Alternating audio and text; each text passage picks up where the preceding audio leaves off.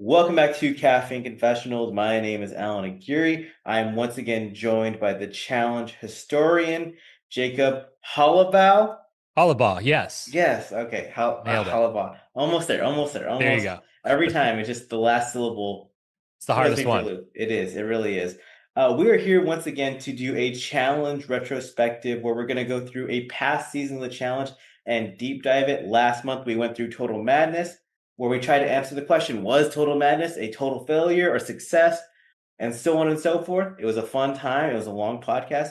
Today, we're going to be talking about the challenge Fresh Meat 2 Season 19. One of the best of all time. One of my absolute favorite. I think I've been trying to answer this question in the lead up to doing this and during the rewatch. I've sometimes called this my favorite season of the challenge, and it's certainly top three, but it is my number one season to rewatch for sure. I think I've watched this season like 7 or 8 times in my life, which is definitely the most I've watched any season. We watched Total Madness going into that season, and it's a long season. It's 16 episodes, and that's Fresh Meat 2 though. It's a breeze. It's like what 10 episodes or so. It's like it is much easier to rewatch than Total Madness 1 because it's entertaining, but it's not a drag of a season.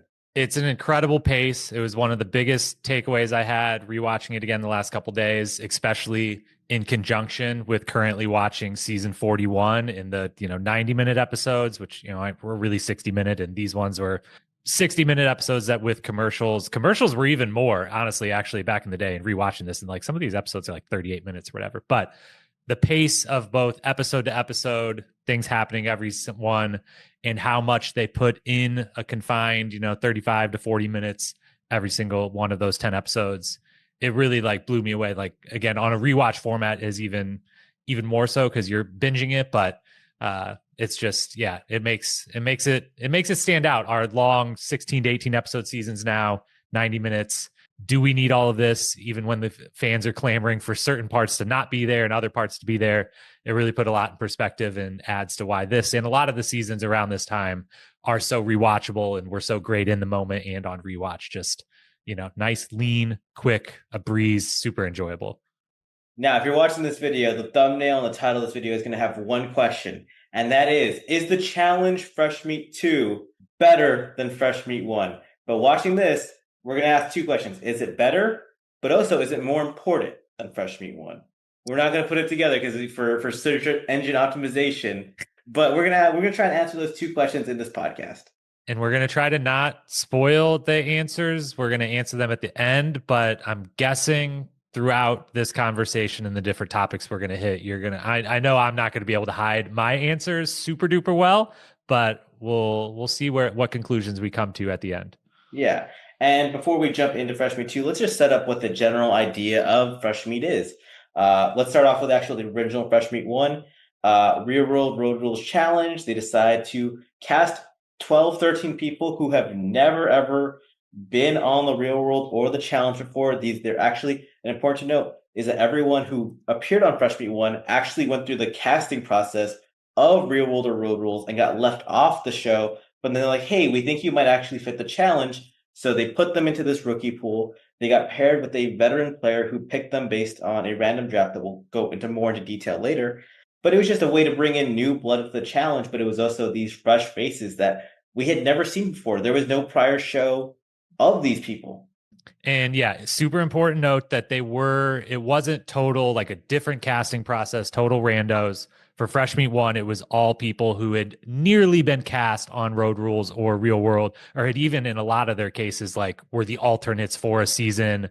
And we're kind of like sitting there, like, we want to use these people. And then, oh, you make sense over here. And let's just go for it. And I think with most of the people on Fresh Meat 2, that was still somewhat the case. I think there's a few on Fresh Meat 2 that were much newer to their casting pool, but still came into the casting pool a little bit for like Real World and just were a little more quickly than the first time around. Like, oh, we've got this other thing. Like, let's just move you straight here. Real World is, we only cast so many people there. We can add 12 new people here. Yeah, and we'll talk more about that in the draft later, about like the casting process and stuff like that. But the original Fresh Meat 1, we talked about earlier, great season of the challenge. It's what turned Wes into a legend, going into a bunch of exiles. We had probably the last great choral season that existed. We saw Evan really emerge as a cast member. Kenny, who we're going to talk about in a bit. DM and Derek's relationship was very fascinating to watch. And then Darrell and Aviv won the season. And it's, Fresh Meat 1 is easily a top 10 season of the challenge ever. Yes, I think it's hard to actually do this because you have to set your parameters. But as far as each theme, like if you wanted to rank themes of the challenge and like rivals, X's, fresh meat seasons, et cetera, gauntlets, infernos, whatever, if you're willing to expand the parameters to make it a little more interesting and say things like, technically Spies, Lies, and Allies in this current season, season 41, are fresh meat seasons, Vendettas is a rival season. Like if you grouped all those in there, fresh meat is in the running with the rivals as like one of the best formats they've ever come up with because they've executed all the seasons at a really high level. And certainly the first one is as beloved to me as Fresh Meat 2 is. I love every single thing about it. The cast is amazing. Set in Australia, the opening montage of TJ playing the video games, and they're like all video game characters. Love everything about it. Tina and Theo being like main characters, the whole thing. It's a fantastic one, and maybe one day we'll talk about it too. But definitely was one worth running back just off of the success of the first one without even getting into where they were at in a casting situation and needing to infuse some new blood back into the franchise the second time around. It was also one of the first modern seasons ever in terms of it was the first true pair season. Obviously, Battle of the Seasons, the original OG Battle Seasons, had partners, but they were still attached to the real world Road Rules teams. This was the first time ever where people weren't playing in a big team format. And so they were really kind of playing for themselves, or at least them and their partners. And it's really revolutionized the challenge and the Yeah, way the game was played. very, very much, especially given that it wasn't just the first season that changed to pairs, but maybe you differ from me. I think consensus amongst fans, and certainly my opinion, is pairs is the best format of the challenge. I think there's a range of opinions on that, but I feel pretty strongly pair seasons are the best. So the fact that this was the format that introduced pairs into it, certainly a significant moment for the show. I fully agree. And now that we set that table, let's jump into Fresh Meat 2. And the number one, first most important thing we have to talk about when it comes to Fresh Meat 2, it's the Wes Bergman and Kenny Santucci rivalry. It is the billboard for the season. It is their two faces up against each other. They had a lot of history and beef where Kenny on the island hooks up with Johanna fresh after her split from Wes. They then go on the ruin. Wes goes on the ruins. He comes out of retirement. He doesn't tell people he's coming on the ruins. And he is completely against Kenny and Evan and Johnny and that whole alliance. And he's enemy number one. And they're throwing Wes into every elimination. He's trying to throw challenges. They're menaces to each other.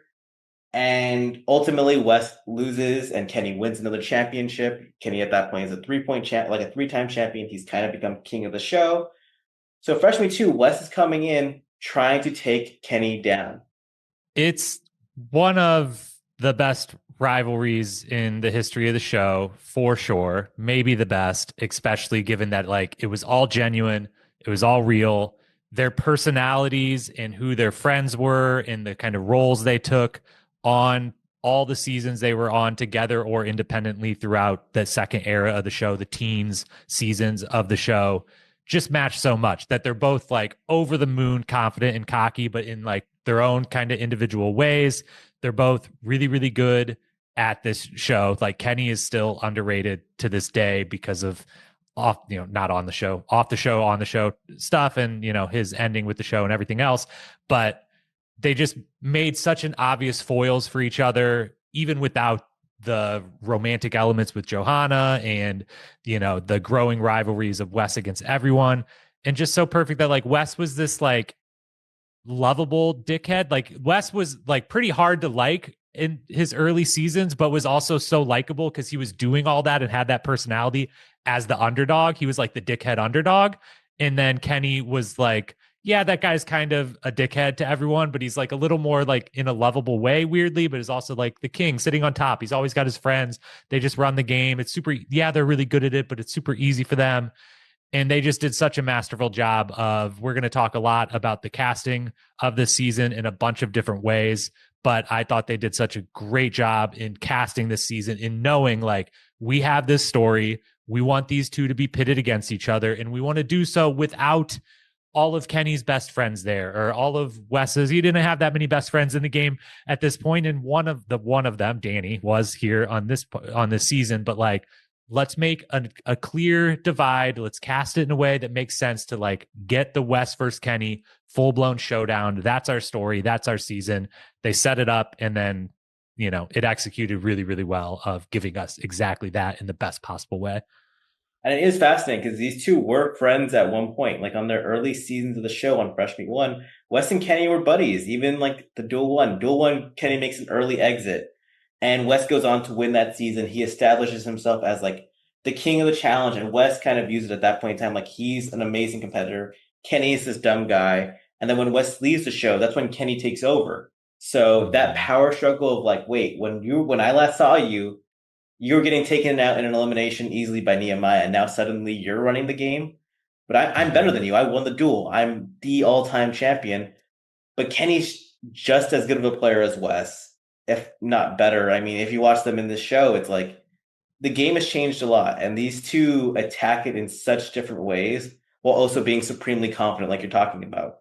Yeah, it's that back and forth because Wes ascended so quickly, and he was such a star on like Real World Austin was at the beginning of the longish peak of the Real World as far as like popularity and how much those people were like stars coming off the Real World. I know everyone on the Real World up until that point was huge stars, like mainstream people and MTV's popularity, the whole thing. But Wes and the Austin crew, big stars, come into it, and yeah, in his second season, he's one of the MVP's biggest people in his first season. He wins the second one.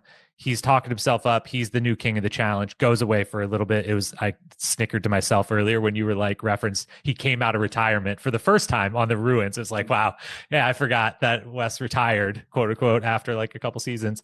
But then Kenny didn't just take over. Like Kenny I know it's usually lumped in like JEK, sometimes D alliance of like the four of them. Like his resume is absolute all time.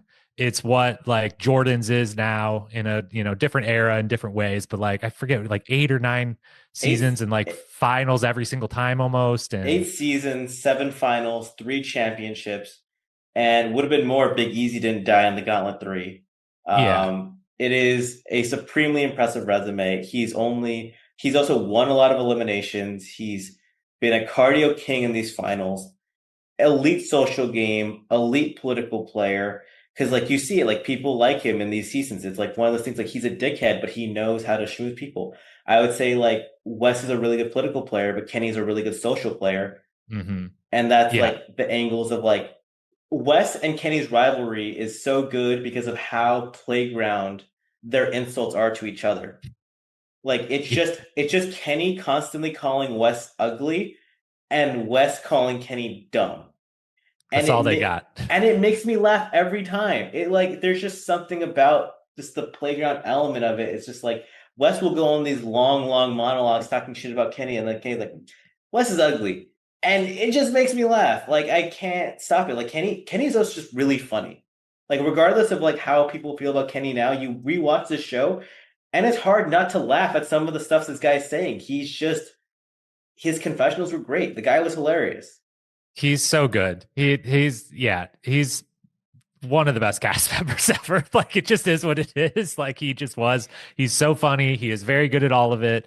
And they both to some degree, and we see it multiple times throughout this season in the back and forth that we'll get to now or in a little bit of like how this season plays out between them and their alliances. But like they are willing to admit the other one, like Kenny multiple times this season at the beginning stages is like, God damn it, Wes, you're just the shiciest motherfucker. But like he got every single person in the house to raise their hand and vote for one person, and he did it in like 15 seconds. Like I gotta like tip my cap. And Yeah. Wes like a few times has to somewhat acknowledge like he's like dumbfounded in one of his confessionals when he learns that Teresa went for Kenny first, and he has to wrestle with the like, yeah, that guy that calls himself Mr. Beautiful really is like pretty damn handsome, and all the girls really do like him, and I hate him because of some of the ways girls have liked him before and everything. Like they're willing to admit each other's strengths to some degree.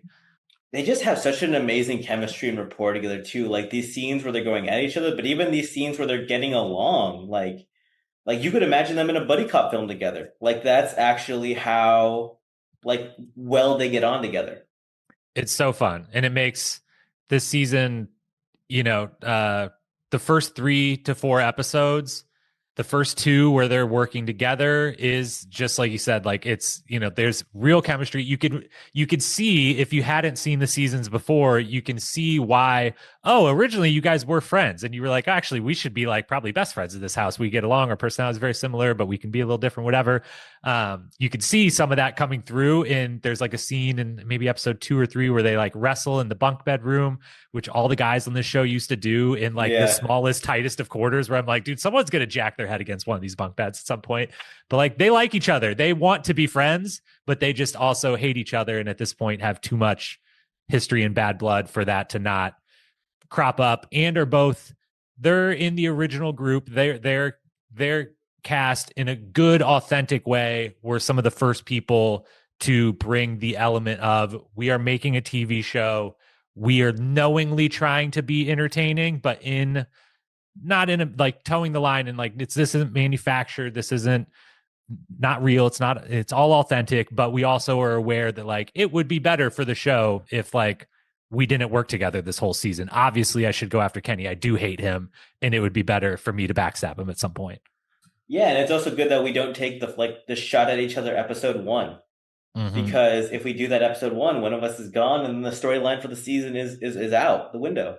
Yeah, and instead we get, again, it's a 10 episode season, and this main alliance back and forth, who's going to win out in the end, who's going to be there in the end, takes 7 episodes, and really 8. I think the most famous exile is in 8 when Ev goes home, and Landon and Carly get the unbelievable win, and it's really just then episode 9 is the only, I would say, bad, like not even really bad, just kind of boring episode of Yeah. the season, because it's the transition from Kenny won and got his entire his entire group there to the end, and we got to do one more episode before we can actually run the final and see who Yeah. wins.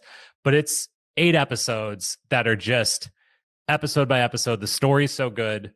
Everything between them is fascinating. The back and forth that happens between them, and it's really crazy. We'll talk a little more about it later, but the end point is that like Wes gets the upper hand, complete and utter upper hand, and Kenny completely, via he and Laurel absolutely dominating the daily challenges, is able to wrestle it back and puts on a masterclass in dismantling the other side of the house and getting to the end with essentially the 4 teams he wanted to. Yes. And so let's get into that a little bit. Wes built up an alliance that was a monstrous amount of numbers. His number one ally was Evelyn, alongside her partner Luke. They also then had his best friend Danny. They formed an alliance with Landon early on. They then also had CJ and Sydney and Brandon and Caitlin under their wing for 6 votes. So they could basically control any house vote throughout the game. Uh, really impressive. Also, they get Kenny on board to force a Darrell Cara Maria versus Pete and Jillian elimination to start the season, which Pete and Jill pull off one of the greatest upsets ever. Wes gets revenge on Darrell, one of his a long time rival of his as well. And from there, they like really should be able to control the game. But that moves into our number 2 aspect, and that is Laurel Stuckey is a superhuman. And Laurel Stuckey joins the challenge. She was not the first pick in the draft. It was Cara Maria, which I will say there is maybe some history that says that they did a redraft and Laurel was taken first and then redrafted and Cara was taken first.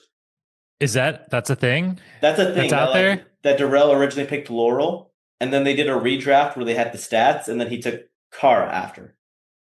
Oh, okay. That's like a thing that like apparently I've heard it. It's been a thing that people have said multiple times. Yeah. But Cara Maria gets taken first. Laurel gets taken second by Kenny. And Kenny says that if you're looking for a partner, you want the person who's closest to a dude. Um, it's you say it out loud, and you're like, okay, I get it. I get, you know, Yeah. he's not the There's best some guy, but those confessionals are mixed in as well, and we yeah, get it. But yeah, no, but he it's wasn't the like, only one making those confessionals at that point in time. but But there's yes. also like a point to what he's saying of like these challenges where like you have to hold something up together, and if you two are like the same height, that actually is massively advantageous, and especially if you get someone like Laurel, who very quickly proved to be one of, if not the greatest female competitor in show history, because they win 5 out of 6 daily challenges to start her career. And like when I say that out loud, it's like it's not like it's a team format where it's like only, a coin flip chance. Like you're going against 11 people, 11 other teams who want you to lose it every time you're coming through. They don't win the daily challenge in episode 2. They come in second place. They come in. No, it's not like they didn't win. They come in second place. Laurel goes into elimination against Sarah Rice and Vinny. Sarah Rice only has 2 elimination losses in her entire career. The exiles are puzzles. So she takes down Sarah Rice, one of the greatest, one like someone I think is a top 5 female competitor ever, in her first ever elimination, and then wins all these daily challenges in a row, so they can't even be tossed into elimination. It is one of the most dominant performances we are ever going to see. Easily. I tried to figure out once upon a time like what the most dominant season is start to finish ever, and this was one of the finalists, and it was only because they ultimately don't win that it was hard to like give them that edge over someone who did similar to what they do here and Laurel does Yeah. here and then wins. But yeah, they lose the second one on a DQ. They probably would have lost anyways. Landon and Carly had a really good strategy for a very difficult hold your breath style challenge. But then they win 4 of the first 5. On the 6th one, they let Jillian and Pete win because they kind of get to team up in the turnstile, the like tug of Oh, war I, type I think thingy. that was the 6th or the 7th one. Yeah. And Yeah, so they had 5, 6, and that sixth one they could have yeah. won. So they could have And won six. they let Yeah. they're like, we'll go into this elimination or risk it or whatever. So like they could have won that one and they end up winning the last one. And yes, we'll talk about the dailies later. They definitely lean this season overall. Like strength and size is a little more heavily weighted, is factors that matter than other seasons, which plays for Kenny and Laurel. But it doesn't matter. They would have won all kinds of other types of dailies and everything too, and they didn't just win. It was a foregone conclusion that they were going to win every time they stepped up to these things. And it was Kenny definitely did great. He was, as good as anyone of the other males on this season, not named Landon, even probably named Landon. But Laurel was so much better than all the other females by such a wide margin from the start and did it all while still being the word train wreck is used in the first episode or two to describe Laurel, which has another great comment from Kenny of just like, I don't care what she does. I bet she's going to show up and compete tomorrow. And then she does. And they win the first mud wrestling thing and everything else. But like, she's having a fantastic time in the house, at least for portions. She gets a little lonely and becomes the kind of outsider by the second half of the season. But it's a tour de force. It's crazy that this is a rookie performance in the first we get of her and obviously legendary career afterwards. But even with, her winning free agents and winning All Stars 4 now and, having really good seasons, it's hard not to point to this, her first season, and be like, that's the example. If you want to know why, if someone thinks Laurel's the best female competitor of all time, this is her main reason to point to, of like, just look at how dominant she was all across the season. And it's a starter career too. It wasn't like she had been like on multiple seasons training. It's like just thrown into the water on what is a pretty strong female cast. Like when you look at this female cast, I don't think it's not like It's top good. 5, but it's like It's good. top. It's pretty damn strong up and down the board.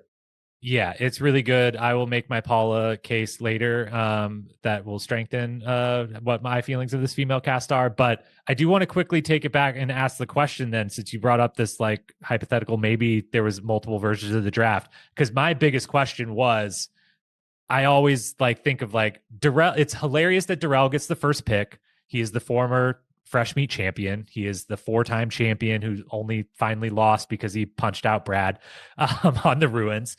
And Laurel's just sitting there. And if Darrell picks Laurel, they win without a doubt. There is no, I don't see any chance they lose any possible elimination or exile or lose that final. Do you agree that like it would just been wipe the floor those two together? So I don't think they would have won as many daily challenges because I don't think Darrell is quite, especially some of the daily challenges on this season. Yeah, However, I can't imagine them losing in exile yeah. between Darrell's cardio and Laurel's ability in puzzles. and just overall And strength. Laurel's strength and the Yeah, ones that like you have to carry the weight, it's just like, Laurel might have set the elimination record instead of setting her daily challenge record on the season. I think that's the alternate world, and then they go to the final, and maybe who they face in the final is a little bit different. So maybe that changes it up. yeah. So I think there's an alternate world where that does happen. It's interesting to think about because I do think the rest of the draft would change dramatically too. Because I think Kenny, if Laurel isn't standing there, is a foot taller and clearly stronger and bigger than Yeah, everyone else. I think he picks Teresa because he's just like, she's hot, yeah. honestly. And things Kara's just stats were the changed. best though, so I think like I think Kenny would have looked at Kara and been like, I yeah, don't want the emos, the petite emo looking girl. Like, I think yeah. he his judgments would have come in a little stronger there, regardless of the stats. Kenny and Teresa would have been a strong team. Um, and then who had the third pick? Was that Danny? Yes, because Danny was there was some bad picks in the draft. Danny and Paula both made some mistakes in the Yeah, draft. Paula was the biggest draft. Danny probably takes Kara. You got a Massachusetts connection. Don't understand a word they say. Yeah. And then it would have been Wes yeah, maybe would have got Sydney maybe instead of Mandy. I don't yeah. know. But regardless, the Maybe he season I takes don't think the Sandy. season's nearly as good because it works out perfectly with the whole back and forth storyline only works because Kenny and Laurel win all the dailies and stay safe to be able to flip everything. So it worked out as it should. But Darrell could have had another one, just Yeah. one draft pick away from a pretty easy fifth one. He's already had a pretty lucky career. So Yeah. um Laurel, though, like again, once again, it's like she won all these daily challenges with a whole house that wanted her to lose every single time. It is your ass is up, your back is against the wall, and you're crushing it every time. And each time you do it, it's just cutting into Wes and his alliance. And it's like Wes and his alliance should have steamrolled this game in any other world. Because even if they Mhm. won 3 out of 6 eliminations, like then you at least get to pit Laurel and Kenny against their allies. Instead, you're consistently, throwing in your allies against their allies, or you're just at a certain point feeding yourself, like just like throwing the people who are at the bottom of the totem pole into elimination. Yeah. But I mean, ultimately it is all a good thing that all that happens. And yeah, she's like really disliked. She goes from very popular in again, the first couple episodes, they have great parties this season, especially early on. Definitely back before any sort of alcohol limits existed in challenge houses. And Laurel, I think we at least see her make out with 3 different people on like the night one party, and it's referenced maybe those weren't the only 3 people, and she passes out on the couch while everyone else is still partying. She's having a great time. She's making friends, but then by like episode 4 or 5, you have Mandy and Teresa out in the hot tub making fun of Laurel's laugh and talking shit about her as she listens from up in the bedroom and officially takes her mantle as like, you're not only the most dominant female here, but everyone else kind of also dislikes you, especially all the other women, Carly hates partially out of jealousy. Yeah, Carly's the only one that's Car- like straightforward. That moment between them in the kitchen, yeah. where she's like, Carly, why don't you like me? And Carly's just kind of like, I don't know. I just really don't like, and it's like a very pleasant back and forth of like, oh no, like I this isn't sarcastic or anything. I just don't really like you. I don't know. You don't really hang out with anyone. Like, okay, cool. Like, I mean, Laurel does have a weird energy. I mean, that is the thing. Like, obviously, Laurel has made a lot of friends on this show, but she's also made a lot of enemies by just her presence and the way she carries herself. Um, I get it. I get it completely. Like, it's one of those things where it's like she's not completely the victim either. It's like, there's always both sides of the story for her. That's always, there's a chicken and the egg in a lot of the seasons and in instances or, arguments and things of like, well, who actually started this? Is either person more at fault than the other, anything like that. But it's what makes her such a fascinating, cast member and challenge character over the years to go along with being, the top tier competitor that she is and bringing that portion of the show.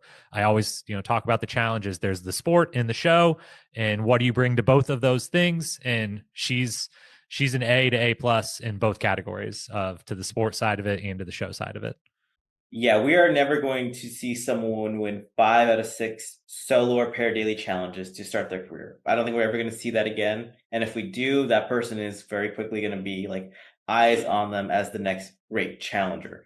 Because I remember last season, or not, season 40, I think Tori went on a run where she won 3 out of 5 to start. And I was like, wow, this is really impressive, but it makes Laurel's original run even more impressive, especially when you consider that's how she started the career. That's how, like, it wasn't in the middle, it wasn't like cherry picking.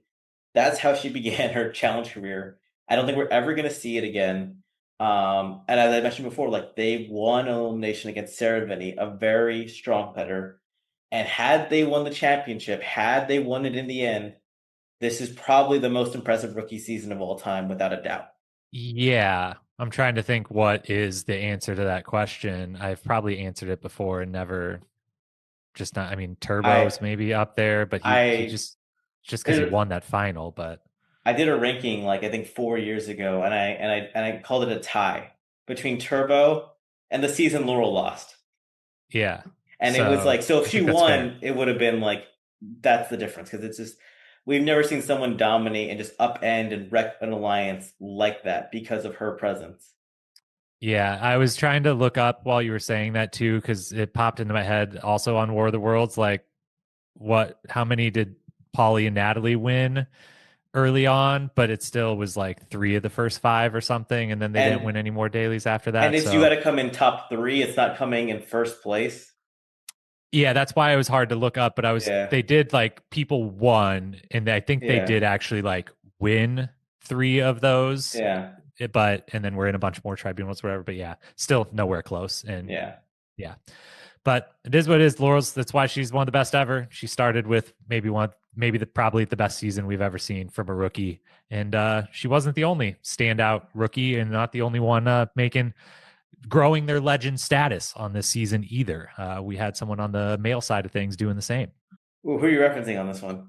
Landon, not a rookie, Oh, but oh, my bad, my bad. You growing said his status. you said rookie. My bad, my I know bad. I mixed those two things together, but I was going to say someone else that Yeah. starts with L. No, yeah, But yeah, we also had Landon doing his own heroics in a much more Landon in a very yeah. Landon way, Let's similar to Laurel. yeah. You know, Let's set the table. Third most important thing we talked about is Landon just going full superhero mode. At this point in time, Landon had been on three previous challenges. He won Gauntlet 2, he won the Inferno 2, and then he was putting up one of the most dominant seasons ever on the Duel 2 before losing in the final elimination to Brad in what was one of the weirdest eliminations ever. Like, because you had a DQ point happening at one point and Brad pulling a crazy trick move at the end to win it in stunning fashion. Had Landon won that elimination, he would have won the season. I think it's fair to say. without a doubt. Yeah. So he comes back onto this season, and is it the last female pick he gets? He is the last pick. Yeah, he gets Carly, the last female standing. And they had a fresh meat combine, and Carly was the Casey Cooper of the season who couldn't get over the wall. She really struggled, but Landon, man, he comes in and, like, even though Carly has her deficiency as a competitor, she's actually pretty mentally tough and she holds her own quite a bit. And they win an early daily challenge, like we're mentioning, and they form a pretty decent pairing.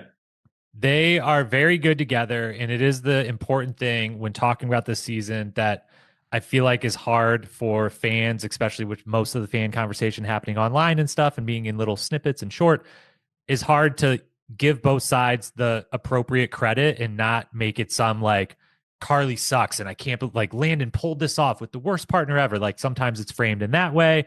And then, but if you try to then like be like, no, like that's not fair or true about Carly, I still want to like make it clear how unbelievable and how no one else could have done what Landon did this season while giving Carly all the flowers for everything she provides and how incredible of a performance she puts up in their iconic elimination win, both of their elimination wins, but the iconic one certainly, and in the final that Landon is the only partner who could have got her to the places that she went to where she's literally on the edge of consciousness for a while in the elimination where they beat Evelyn and Luke in the dark.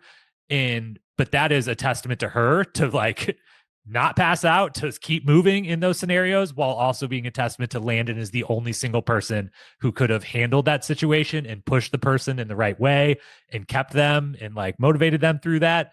No other person in the history of the challenge could have done it. Like literally zero other cast members have the temperament to do that. But so like giving credit to both sides that Carly was a solid competitor.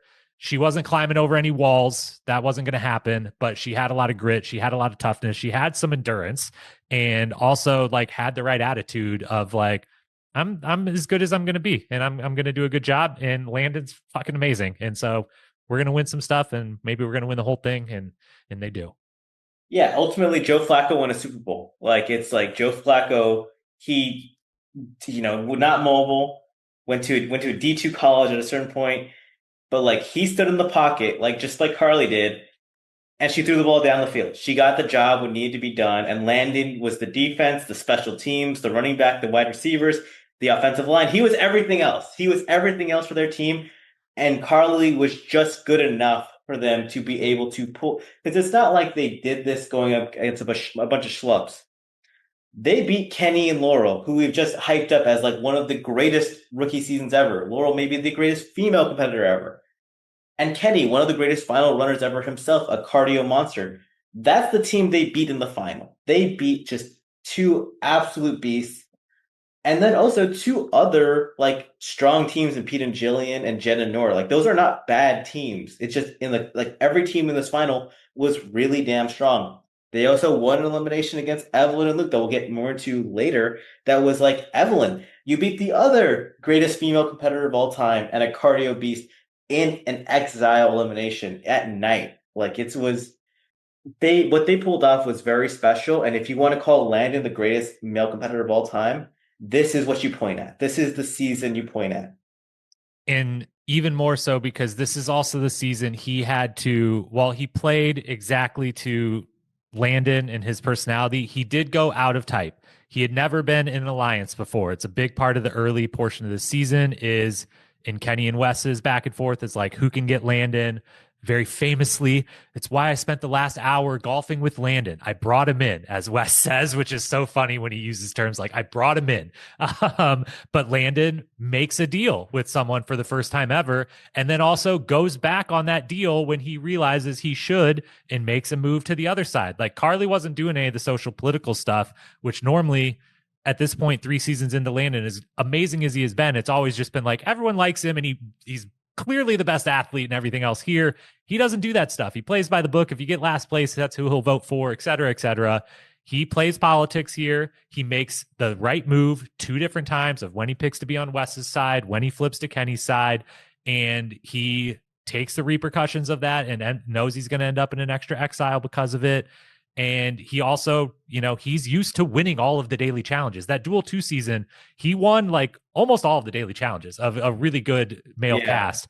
Like he's used to winning. In the first 2 seasons, he was on teams. They won more often than not. So he's playing from a position of I'm always up. I have to play politics. I have to do all this stuff I'm not normally used to. But in the end, the thing I am used to, winning, is the only thing that still matters. And he and Carly together do that. And yeah, it's impossible to call him nowadays like the best ever because he did 4 seasons. If he would have won the Duel 2 and not had that epic loss and just been 4 for 4 and retired, maybe we could still say that, but it's pretty hard. If you want to make the case for him, then you're really just like, well, like then you're a Jordan's the best person. Is like what your opinions actually match up with now. Yeah. But he's still maybe the most dominant person we've ever seen of just who he went up against, the people he beat each time in a season, and certainly this one. Yeah, the final is stacked. The teams he beats, the cast in general is pretty stacked. He got the last pick, and while she didn't perform like a last pick, she performed much better than that. Was still, a lot of Landon carrying the water here, and is incredible. Is just really incredible. And there is a small aspect of Carly being the last pick to where maybe that was advantageous to them in the early game of like they didn't get like they threw in Darrell and Cara into that first elimination instead of them because it's like, oh, Darrell, 4-time final, like 4-time champion, and he got the #1 pick. Like that's who we have to take out first. Mm-hmm. And Landon having the girl who was the last pick who couldn't get up the wall, people people even said it when a few episodes in, like, oh, they're not a threat in the final because of Carly. Yeah. So that definitely was an advantage early on and maybe went away a little. They win that second daily in the holding their breath and things and like see some competitive spirit out of Carly. But it was definitely there that they weren't nearly as Darrell was thrown in for performance as much as Wes wanted to say also I don't like that guy. That was certainly there, but it was mostly Darrell's won 4 times. He's won this format and he got the number 1 pick. Like he's got to go. That's a threat. Landon's over to the side. He can be a puppet to either side of us. And in the end, the puppet played both sides and won when he needed to win and took home the whole thing. Exactly. And now let's talk a little bit more. Let's move into a different aspect. Let's talk about the casting of Fresh Meat 2 as a whole. And let's talk about casting as well as like, does the Fresh Meat format just work as a whole? So we've talked about Wes and Kenny. We've talked about Laurel. We've talked about, Landon, Darrell, and stuff like that. But there's a whole bunch of other people on this cast that I think fill in their spots really well. Do you want to talk about the vets first? Yeah, let's do that. And I think to kind of play off that and what I was a little bit alluding to earlier, I call this the best cast season of all time because of how strong the rookie cast is, yes, which we'll get to second, but also how smart and strong the vet cast was of giving us, hey, we want Wes versus Kenny to be the story. So no Evan, no Johnny, no, none of the strongest ties to Kenny and some of the not strongest ties to Wes. Let's populate around this with some other big names, but that are more background big names like a Darrell or a Landon that are just as good and competitive, but are a little more background stars of the show. Let's give a Sarah and a Paula on this side that we kind of know are really good cast members who will also definitely team up with Kenny. Let's bring in an Evelyn and a Danny on this side. One of those two people, a really, really good cast member that will work with Wes. One of them, not a good cast member, but that will definitely work with Wes and then get backstabbed by Wes.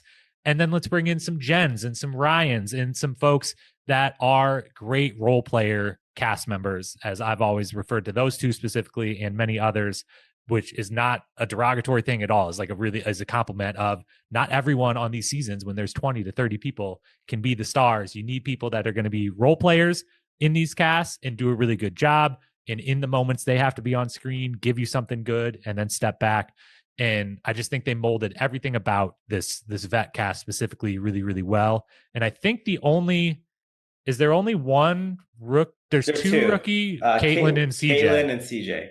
who both And provide value this season as yeah, well. Like there's no one that's like a dud or doesn't provide value on this yeah, season across the board, at least on the vet side. yeah. If you could maybe argue CJ, and I would probably maybe argue CJ. I don't know, man. I, His well, I his think I think his if you lie is hilarious. Him trying to lie about the exile, and then him in Sydney taking an hour and a half to do a 6-piece tangram puzzle is the worst puzzle performance in the history of any reality television show that there's ever been or even ever thought of. And those two moments alone were like, well, you gave us something. that was they threw the elimination to Landon. That was just completely. That's what they did. They just threw the elimination to Landon so that Landon and Carly could further learn the exile. I don't care if they want to claim that was on purpose. Oh, it You was finish the puzzle and walk. Like, come on, there's other ways to throw it. that's why TJ was laughing. Like, oh, you guys are really good at like pretending like you didn't, know how to do the puzzle. Oh. I think obviously I think you watch Battle of the Seasons and I think it colors CJ in this season in a better light. But I think by itself, I think he is probably the weakest link of the vet cast. Yeah. I think we'll talk more about the rookies actually in a whole different portion later. But let's talk about the fresh meat format though, because I think it's like one of the best formats because you go onto all these seasons nowadays and you watch seasons 35 to 38 and it's just the Vacation Alliance picking off these rookies one by one in these like free for all buffet formats. And it leads to really boring gameplay. But on Fresh Meat 1, War of the Worlds, etc., one of the best aspects of it is that because all of these veterans are now playing with rookies as their partners, they then have to take shot at the veterans no matter what in every single vote. And obviously there are two dual rookie teams with like CJ and Sydney. And on the original Fresh Meat, they went after West and the Austin Alliance over and over again. But as a whole, like people actually have to make moves in this game. Yeah, it works really, really well. And again, as like I said earlier, like every time they've done it, even in the ones that aren't called Fresh Meat, but are this similar style of half rookies, half vets paired together, it works perfectly when they are paired together and have to stay together, which is why it works so much better on Fresh Meat 1 and 2 versus, War of the Worlds. They had to stick together. But Spies, Lies, and Allies is kind of a Fresh Meat season, but there's all the changing. This current season, season 41, is a Fresh Meat season, and we get that good dynamic of like you have to always be voting for a vet, but you're changing all the partners, so it's too convoluted. This one, in part because the casting pool was those people they had already vetted versus people they were just pulling because they were semi-popular on another reality show, is a really, really strong way to get in. There isn't really a way for them to do that version of it anymore today, but it worked both times. They got incredible casts out of it both times, and a bunch of long-term players out of it, and long-term like challenge staples out of Fresh Meat 1 and Fresh Meat 2. And yeah, just having those partners and mixing it up so that it has to be, you're always targeting a vet and a rookie, is just the best way. We said before, the pairs we both think is the best format, and pairs where you make it very difficult for there to be one dominant alliance or one friend group that can come into the game preformed and dominate no matter what the format ends up being. This is the one that kind of has the best setup for kind of the most potential options and things to happen. Yeah, I mean, you open the first episode of the season. You have Darrell, who's a four-time champion, going against Jillian. We didn't mention Jillian before, actually, and Jillian, who was like the Love queen of the Jillian. Gauntlet 3. Her and Frank were the main characters that season. She doesn't come around very often, but it's like, damn, Jill's a good competitor. She's a champion, someone we rarely see. First elimination, her and Darrell. Damn, that's crazy. Episode 2, Kenny's in elimination. He's facing Sarah, who just went to the final on the Ruins, and she's a strong competitor. And then all these episodes, like Paula versus Evelyn. Oh my god, that's drama right there. And week after week, there's these matchups that are like super fascinating. Yeah, it's the best. I think it's the best format, period. And again, they can't quite redo exactly the Fresh Meat format now. I think season 41 would be significantly better than I already think it's quite good 5 episodes in at the time of this recording. But if they didn't change partners and it was just a one time pick your partner and stick with them, it's why War of the Worlds 1 was really great. Was just Fresh Meat 3, and it works every time. I think the partners in the mix of having to go against vets and rookies, I think it's just, as good of a format as they've ever come up with for the show. And the results speak for themselves. Yeah, and now let's talk a little bit about the actual Fresh Meat 2 game and house. It is a cold weather season. I believe the season was filmed in British Whistler? Columbia. Oh, British Yep. Columbia. Yeah. Yeah. Whistler, British Columbia, Canada, right? Yes. Yes, Yeah. okay. It is the one cold weather season where the cold weather plays such a big fat. Well, no, there's some other ones, but the house feels very much like a cold weather log cabin house. Um, they're doing a lot of the stuff in the wilderness. They're doing exiles up in these hiking areas with the high elevation, and then you have a bunch of cold water daily challenges over and over and over again, to the point that people are like, why are we still doing this stuff? Why can't we get something different? It's like halfway through, maybe episode 4 or 5 west before the daily challenge is like, this is the coldest day yet. Like it's 31 degrees outside right now. And I love it. And I'm someone who hates cold weather seasons. Think every season of the challenge, it should be hot, and that gets people out by the pool in their bathing suits, etc. All that stuff. This is the one time that they made it work. It is very summer camp vibes. It is the log cabin. The house is unbelievable. The house, like Paula calls it, the best house they've ever had at this time. 19 seasons in, it very well might have been the best house they had ever had. It, like, everything about it works. I'm just like kind of an outdoorsy, summer campy kind of guy. So I'm also just like kind of into it. And they use the same couple locations, the same lake, and the same one big field for every one of the daily challenges, essentially.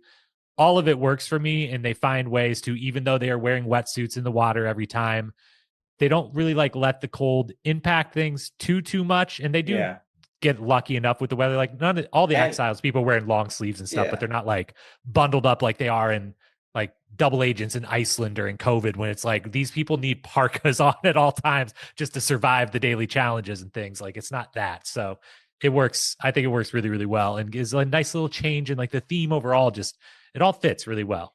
we also get a hot tub and we got like a fire going on always in the background. It's like people are like able to wear like you're not saying they don't have to wear parkas, but like they're getting their bikinis. We're still getting that aspect of the challenge. We're getting hookups and stuff like that. A lot of making out on this season.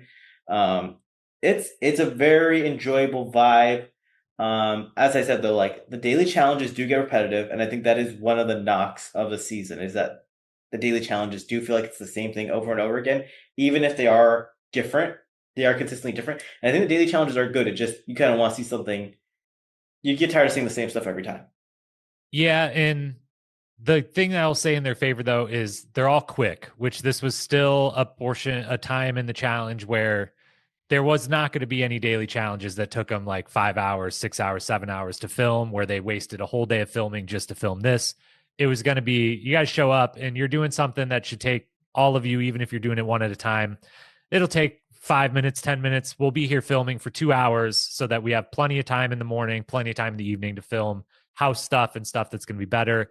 And when they edit it into the episode, it's very quick. It's not the main portion of the episode at all. And so all of that still works, especially again on the rewatch now, versus more modern seasons. But the dailies are a little repetitive. But the exiles, while the exiles are obviously repetitive because they use the same two of them, one or the other each time, I love the exile format. What is your opinion? We didn't really reference it in talking about Fresh Meat 1 or this one yet. What are your feelings on the exiles, both the format of like the same thing each time? This is the game we're going to play for this season, and it's going to be off. You're not no crowd, no crowd participation, no one watching the reveal back at the house, which is such a big part of this season is like the reveal back at the house of who came back. Yeah, and it's the way the episodes are edited where they always cut off the ending of the elimination to like, you don't get to see like people like, oh, who's coming back to the house? Who's coming back to the house? It is a it's a little bit corny, but it's a really cool aspect of these fresh meat seasons. I like the no crowd interference for like as a thing you do every now and then because I do think Mm-hmm. on some of these challenges the crowd interference has really gone way too far in affecting eliminations. Like I think, having friends obviously a good thing, but it's when they're actually like these like memorize a puzzle type eliminations and you just have people telling them what the puzzle is. That's when it goes too far. So watching eliminations like this that are not affected by a crowd are really fun. And I think it also leads to more upsets. Mm-hmm. Yeah, and the editing comment is huge. This is one of my main comments each time I watch this season. Is while they do have some exiles that are really, really close, they're able to edit this style of elimination. No matter what, every time they can make it seem like it's close, and they can make it like kind of edge your seat. And before revealing, oh, actually, it wasn't that close, or actually, this one really, really was. And they can do the trick of like, we're not going to show you who wins. We're going to show you them getting out of the car first. It helps again with that pace comment I originally made of like every episode you kind of like feel the juice the whole time. It moves really quick. But I love the format of the exiles. I like that it's just like kind of a mini final every single time.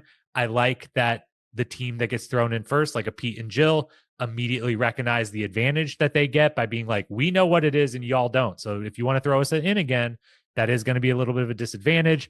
That comes up again. We already referenced, CJ trying to lie about getting to do when Brandon DQs and that he didn't get to do and have that advantage.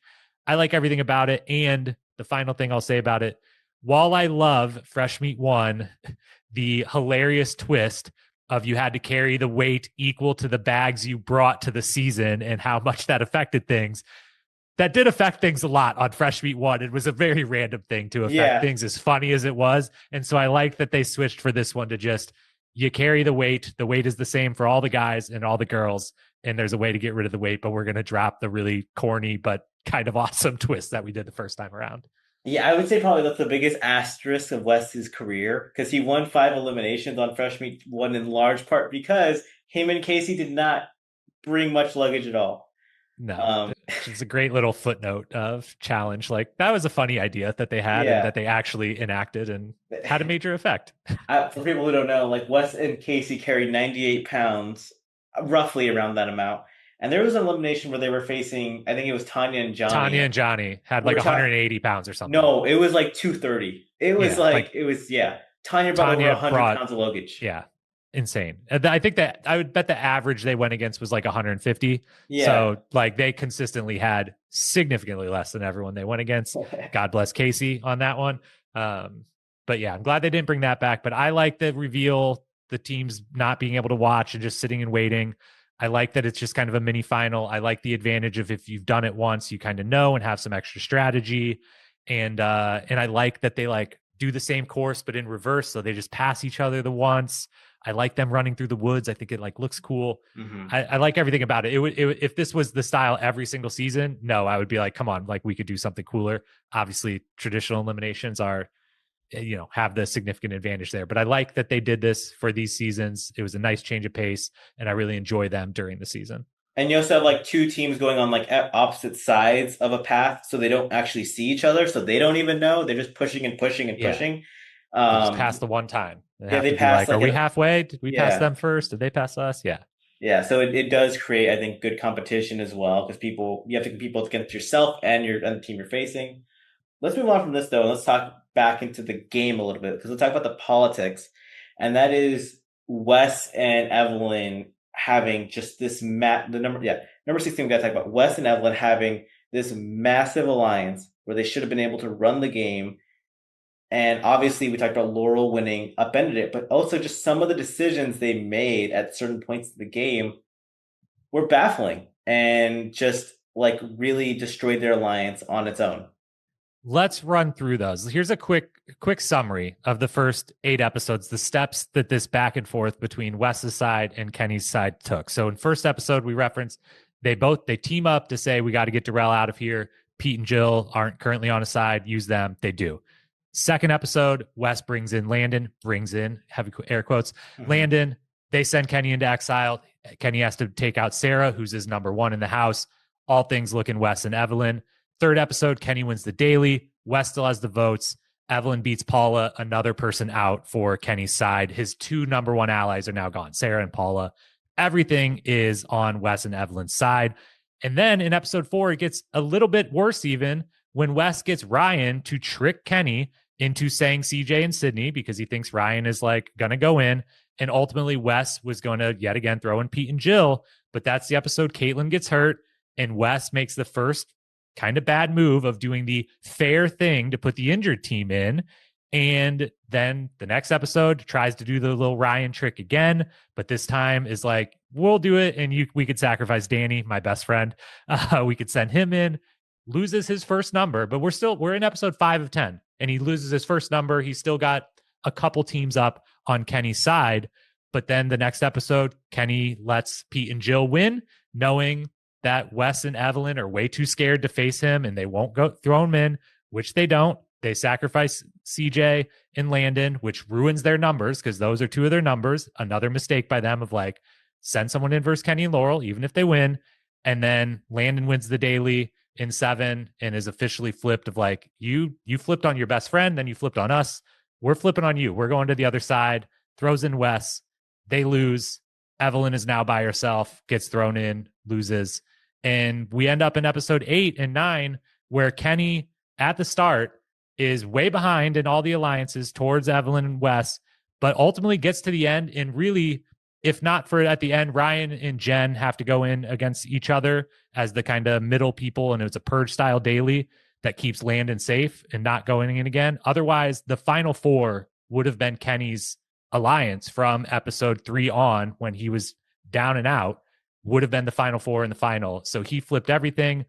But yes, mainly because they kept winning, he and Laurel, but also because Wes and Evelyn both kept making bad decisions in a row, about 3 episodes in a row of throwing in the injured team when they didn't have to, and then throwing in Danny when they didn't necessarily have to, flipping on Landon and CJ versus being willing to go against Kenny and Laurel themselves. And now they find themselves from the power position to we're the only 2 teams left, and we can't beat these guys in an elimination. It's a consistent, like just hypocritical dictatorship by them, where they're literally using people as pawns, calling them pawns, using rhetoric of like he's trying to calm Brandon down during a fight, saying we have 6 votes, don't mess it up. There is a moment where after Screaming CJ, in his face. yeah, where CJ comes back from the elimination that West threw them into, basically like forced them into, and they get mad and saying, we can't trust CJ now because he lied to us about being in the exile. It's like, well, you guys threw him into the exile. Like, let him have that power. You already threw him into elimination, and you're gonna do it again. So, but it's this constant fear-esque gameplay where they're just it's anyone but themselves. They're throwing in anyone but themselves. They're throwing friends under the bus. They're throwing allies under the bus. There's also this aspect of Wes has Ryan and Jen working as double agents for his alliance. So they're also part of it while not being part of it, and so they don't want to go against them because he's valuing these double agents more than the pawns. But at a certain point, if you have these people who are like loyal to you, just vote in Ryan and Jen. You have the numbers. Don't like overcomplicate things. Or make Ryan and Jen full of like, be like, all right, guys, we could stop the double agent thing. Like, you're just in our, like, this is the crew. This is the crew. We're going to the finals and we've done our jobs. This is maybe the beginning of pre-show deals. Jen and Wes have, it leads to the big fight that we might mention later on here of Jen and Mandy, but of like, no one knows what Jen's doing. And we find out her and Wes made a deal before coming onto the show and talked exactly how they were going to execute said deal. And she was going to be that double agent. So maybe the first instance of that ever happening. But yeah, they could have either said, Jen and Ryan, you've done your job and we're going to throw you in and we're going to double cross you, or hey, we don't need to play this both side thing. We need an actual alliance here that is not going to fracture. Or easiest thing, tell the people you're working with, we're not scared to throw in Laurel and Kenny. And if we end up the ones getting voted in versus them, so be it. But it's also as much Yeah. just that they're scared in the moments they finally get their chance of like, well, if we throw them in, what if we're the ones that have to go against them? Like, we can't beat them. So it's Yeah. fear, it's stupidity, it's betraying all parts of your alliance at every moment. It's all of it. It's a complete meltdown where they had such a dominant position 3 episodes in and good teams and good teammates where Evelyn and Wes both would have had a shot in the final if they could make it there. They had good teammates, but If wasn't meant to be. Wes had volunteered for an elimination, been like, hey guys, I'm the leader of this alliance. Let me go in. Let me show you guys how it's done. I've won a bunch of exiles before. If I go, I go, like you're saying, like then it would have instilled some loyalty to people on his alliance. And also you're not shedding a number, at least in that scenario. Uh, and in direct opposition, we saw Kenny do this. We saw Kenny literally throw the win to Pete and Jillian after their second elimination win, because Kenny and Laurel were like, "Look, no one wants to face us in elimination. If they throw us in, they throw us in. But like, I'm willing to take a bullet from my alliance so that they don't feel used. I want this to be a mutual relationship." And Wes was never willing to do that. He was too afraid to do that. And Evelyn, they're just too afraid. And they kept trying to make deals at every last minute. It's like, well, if you do this and you do this, we could flip the vote here, or maybe we get a tie. It was always scrambling for the next way to push it off rather than just facing, playing the game fearlessly. They played the game, which is total fear.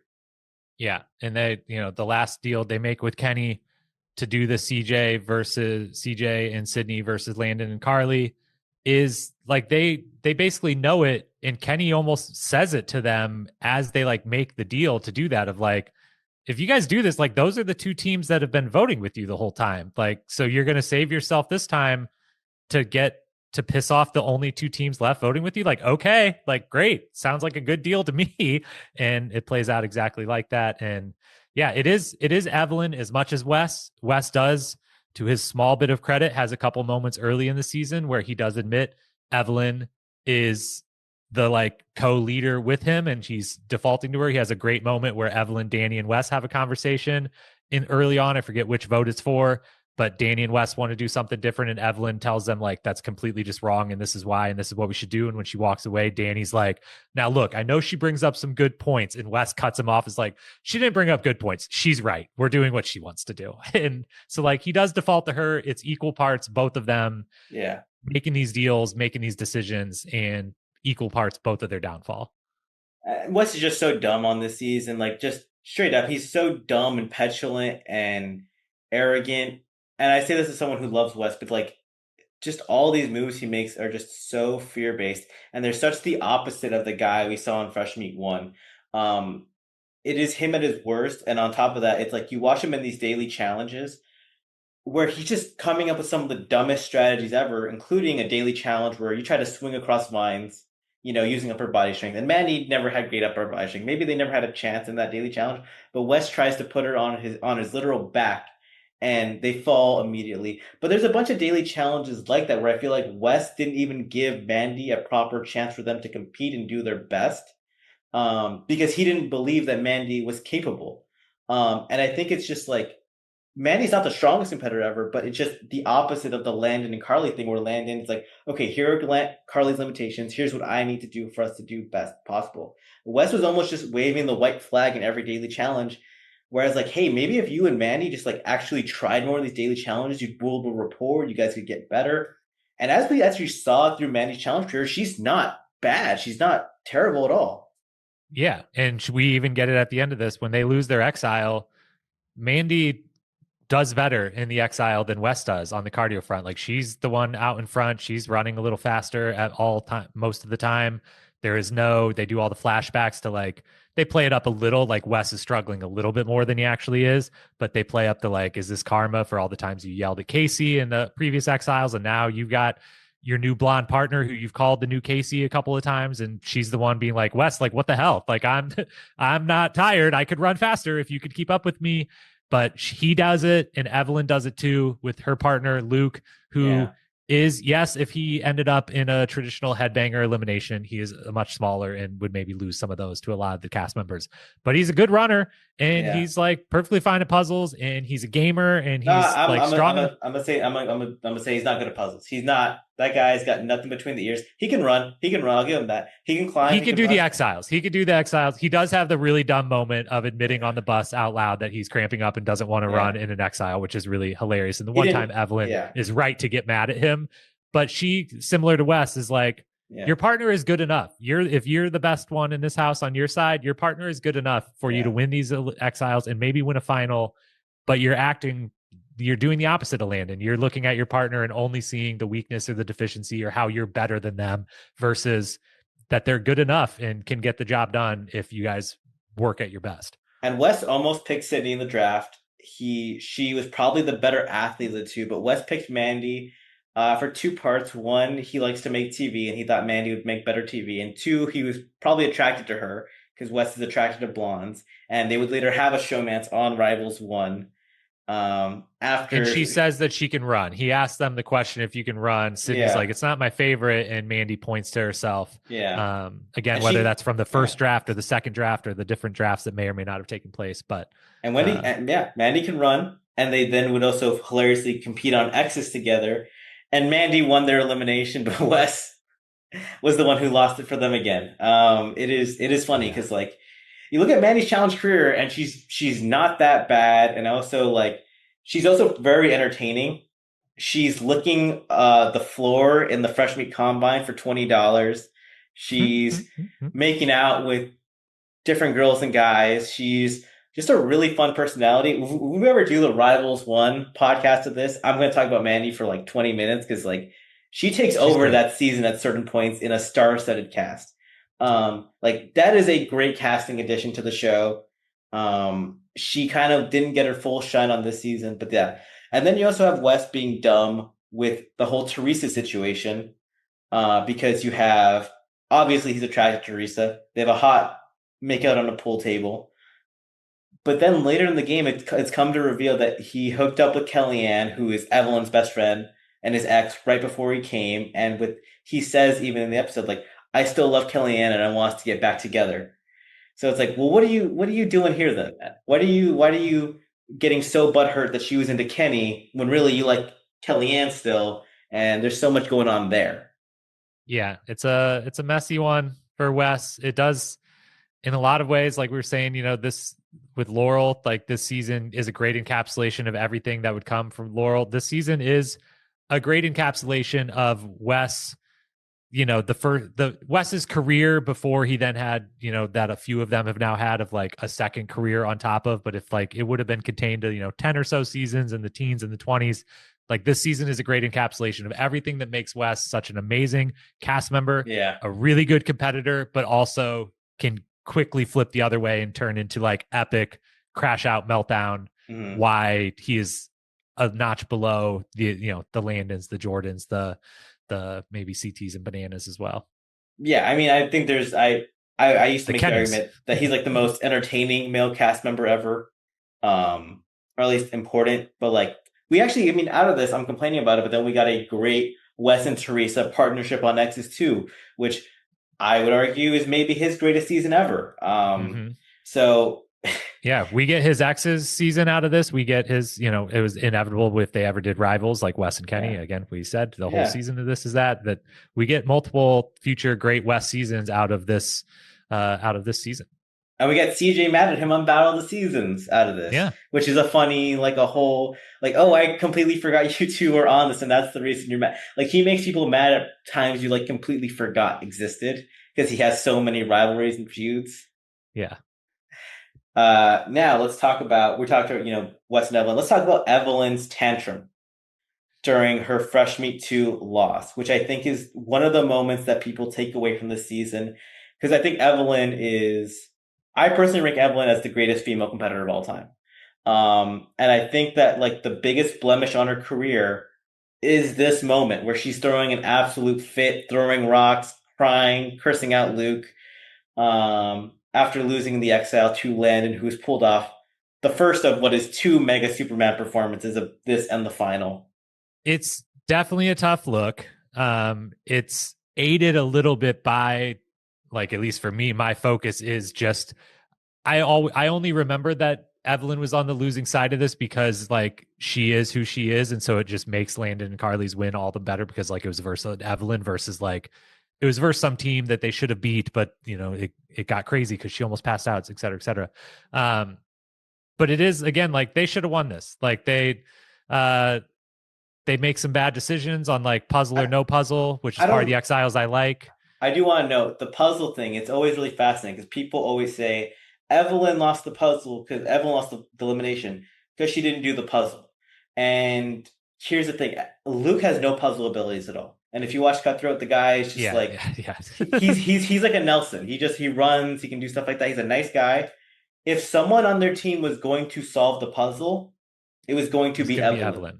So if she chooses not to do the puzzle, then that is like their decision to take 5 minutes on it. Because I think that is Mhm. ultimately like if she says in her mind she's too beat up to solve it, then I think it's like it's not like they wasted time sitting there and being like, I can't solve this. She just saw it and was immediately like, give us the 5 minutes and we'll run with it. And that's what I'll defend as like the first thing of that aspect of it. Because I don't think it's her fault because of the puzzle. Because it's not like if like if she's like, hey Luke, you go solve it right now. That's totally fair. I think it's just it's her approach to her partnership with Luke and to the pressure she puts on herself and Luke in this and just where she's mentally at from start to finish of this exile where I'm like if you could have just been in a little bit calmer of a spot or Yeah. more confident of a spot like I think you two should Yeah. win this exile and it was mostly just where their mental space was at that kind of created all the other circumstances. I think you're spot on. Like Luke, I very much misspoke earlier in that like No, Luke could do a puzzle, but in that it would have been on her, and so her decision makes sense. But I think if they were just a little calmer about it and a little confident and just had better partnership throughout the season and like felt better about each other, they should win. They should have won this eight or nine times out of 10. I Um, I also want to put and in a yeah, few more defenses of Evelyn of this moment for people who are like, oh, she's the worst, whatever. Like, oh, what a petulant child she was. Um, she from the middle of their first exile earlier in the season against Paula and Jeff on Evelyn always carried the mailbag in the eliminations, which was mm-hmm. significantly heavier. So she's if Luke had to carry Evelyn's bag, they're not going at the pace they are because Mm-hmm. he's just not strong enough. So she had to overcome for her very small male partner. I watched back these eliminations, and Luke is basically the same height as her, and Evelyn is Yeah, like 5'3". Evelyn is 5'3". Like yeah, they're tiny. she's not 5'9". She's not like nowhere near Laurel size. So like she's super strong, but like she's a 5'3" woman carrying his bag because he's not strong enough. She's the one who would be solving the puzzles. He doesn't have the killer instinct. And I think a really big factor of this all is like Landon is killing this elimination alongside Carly. And Landon's like 29 years old during this elimination. He's experienced, he's older. Evelyn is like still 22 years old, They're all 21 years so old. young.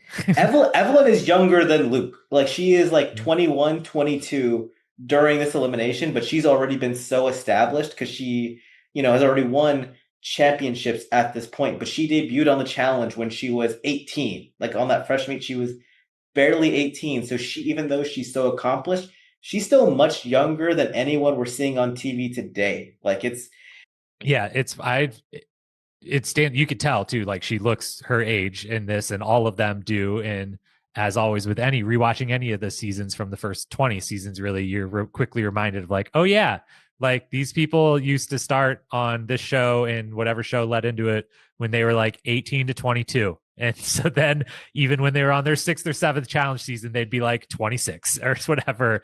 And that is not anywhere how it is today, where we have 33-year-old rookies and things on most seasons. And so that is a good point. That not only is she going up against Landon, who's I think the best. It's hard to say who's the best athlete, period, in yeah. the history of the challenge, but it might. Landon has a case, and he's the fully formed peak version of that self at 29, and the peak maturity version, and everything else. So these are all good points. I still think there's a world where they can win this. I don't know that they could have won the final if they won this. I think Laurel and Kenny would beat them pretty Yeah. handily, because all the weights stuff would still come up again there. But I think they could have got to the final at least potentially. At least been in second, I think. That's like probably where they end up. But Yeah, also, them versus Jill and Pete would have been interesting. But Jill yeah, also has the size thing that would go against. They would be an equal footing on that. Evelyn is also coming to this game with Luke is the last pick on the male side. Like that is the Mm-hmm. guy you like. She came into this game, she got the last pick. That's also the interesting factor. Evelyn came in late, and she was replacing John A, who was supposed to be on this season, but John A had a passport issue, so they had to bring in Evelyn very last minute, like super duper last minute. I always wonder like did they just call her and offer her a lot of money, or was she an alternate? Like that is like the fascinating alternate world of this show.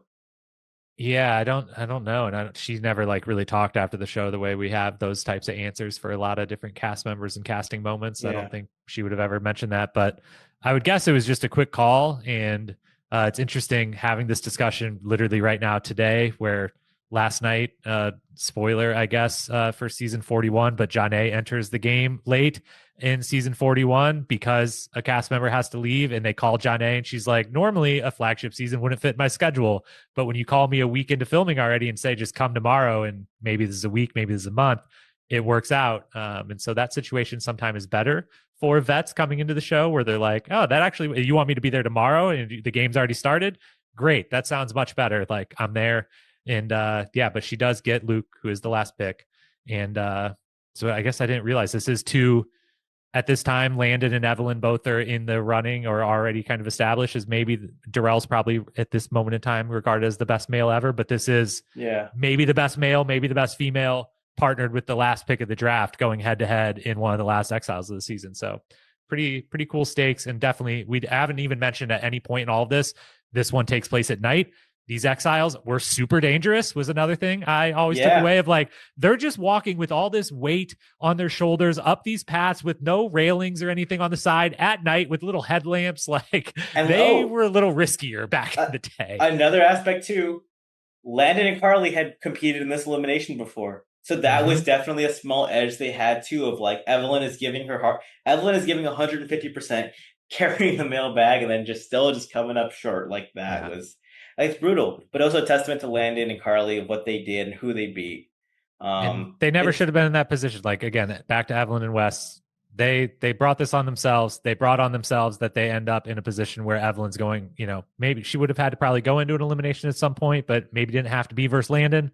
yeah, And yeah, they could have played this way better to either escape all eliminations or at least go in versus someone with the better chance to beat.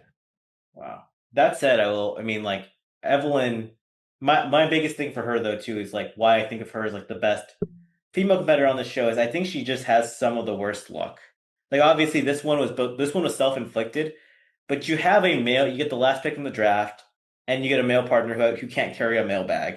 And it's just Mm-hmm. like she's done this. She won 3 championships and probably easily could have won some other seasons if she just had like a medium level partner. If she had, the ruins, she chose to She leave would have that. won. She chose to leave There and was she would have there's won. no there's no elimination where you could see anyone on that cast beating her. Like I can't imagine Or her anyone. ending up in an elimination again on Yeah, that season. If her team would have happily had her, she was the yeah. only female that team would have allowed on their team because they knew how awesome she was. Lost the championship But because of Big Easy, and then she gets Danny as her yeah, first partner. So it's like it's her like luck on the challenge is maybe bottom five all time, and she's yeah, still a three-time champion.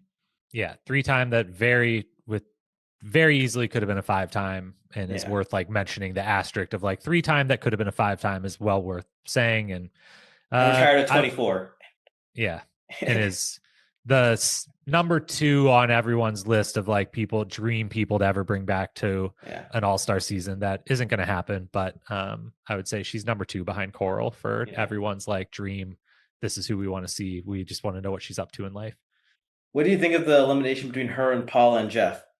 I think that this is where I'll get my Paula take out. I think Paula is one of the 3 to 5 best female competitors of all time, which no, I Wow. doubt anyone would ever agree with. I think she on Rivals, when her and Evelyn win together, Paula is just as dominant. They're the 2 best women on that season by a margin, and it's not just Evelyn, it's both of them. Same when Paula and Emily win, it's both of them are dominate on that season.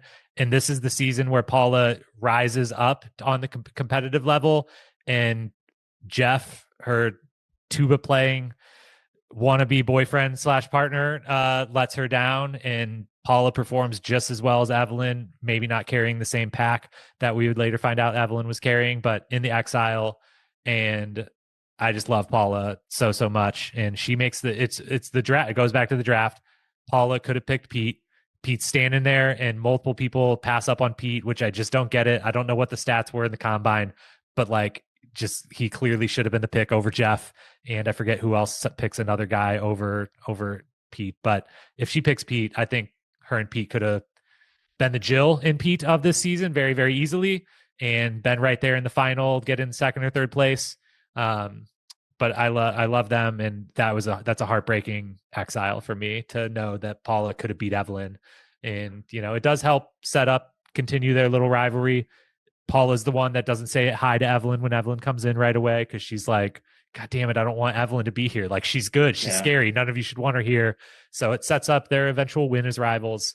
But heart was broken because I ride hard for Paula, that she is vastly underrated in this game. Yeah, I do think Paul is underrated. I definitely don't have her anywhere close to top five personally, but I think she is underrated. I mean, also one of the all-time great challenge personalities, just in terms of like So good. hookups, like competition, and just someone who like really built the archetype of someone who cared about winning, who cared about Mm-hmm. like she's crying. She's like, okay, maybe when you've lost six of these, it'll hurt differently because like she really cared about winning at this point in time, and you should just see her body development from the girl who is anorexic and like so frail coming onto her first challenge coming off her real world season to like a much more healthy and fit competitor and someone who's giving their all because they really do want to compete and win. And they were such a great runner and cardio threat, but then Evelyn is just really good. That's what it Yeah. came down to, and it was heartbreaking because like Paula left it all in the field. She gave 110%. Yeah. Just, gosh, if she just would have picked Pete, yeah. Jeff Yeah. let her down. It does lead to her confessionals are amazing. It's one of my favorite quotes of the season when she's trying to get Jeff to speed up, when she's like, "You tried out for the Marines. I played the tuba. I've got fake boobs. Yeah. I'm like dumb blonde or whatever. Like, come on, keep up." And I'm just like, oh, she's the best. I love her so much. Yeah. But it was it does lead to, again, this season leads to so many good things later down the road, whether it's rivalries, exes, just storylines in general. It produces a lot from this. Paula's a Hall of Fame cast member. Next question though, so you have to ask is, are Ryan and Jen good cast members? Because they are two people who go very far into the season. They're straddling the middle of the West Kenny alliance perfectly. But the question is like, what do Ryan and Jen bring to the show, and like, were they good for it? I think they're fantastic role players on this particular season. Independently, Jen is a absolute great challenge challenge cast member. I ride hard for Jen, and I think she provides a lot this season in particular. She's always going to hook up with someone, and she's sometimes going to fight people like she does on this season. And is really loud. And in the moment she's on the screen, you're going to remember that she was on the screen. Ryan is much more laid back, is much more actually the true role player here.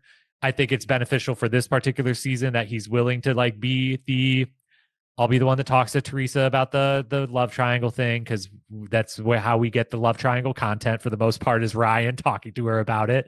And I'll be the one that does, the kind of flips both sides in a less dramatic way than Jen, who's over here yelling to people about rookies aren't supposed to know. If you don't know what my game is doing, I'm doing something right. You're not supposed to know. Does Nor say anything? No, he shuts the F up because I'm in charge. That's how it's supposed to be. She's the best, and she's also at maybe her hottest on this season too. I will admit that she was one of my early TV crushes, and she is smoking hot on this season. So that's uh, a bias that I will put out there as well. I think Jen sprinted so that the Vacation Alliance could walk. I think like a lot of what she's saying is what like ruined the challenge.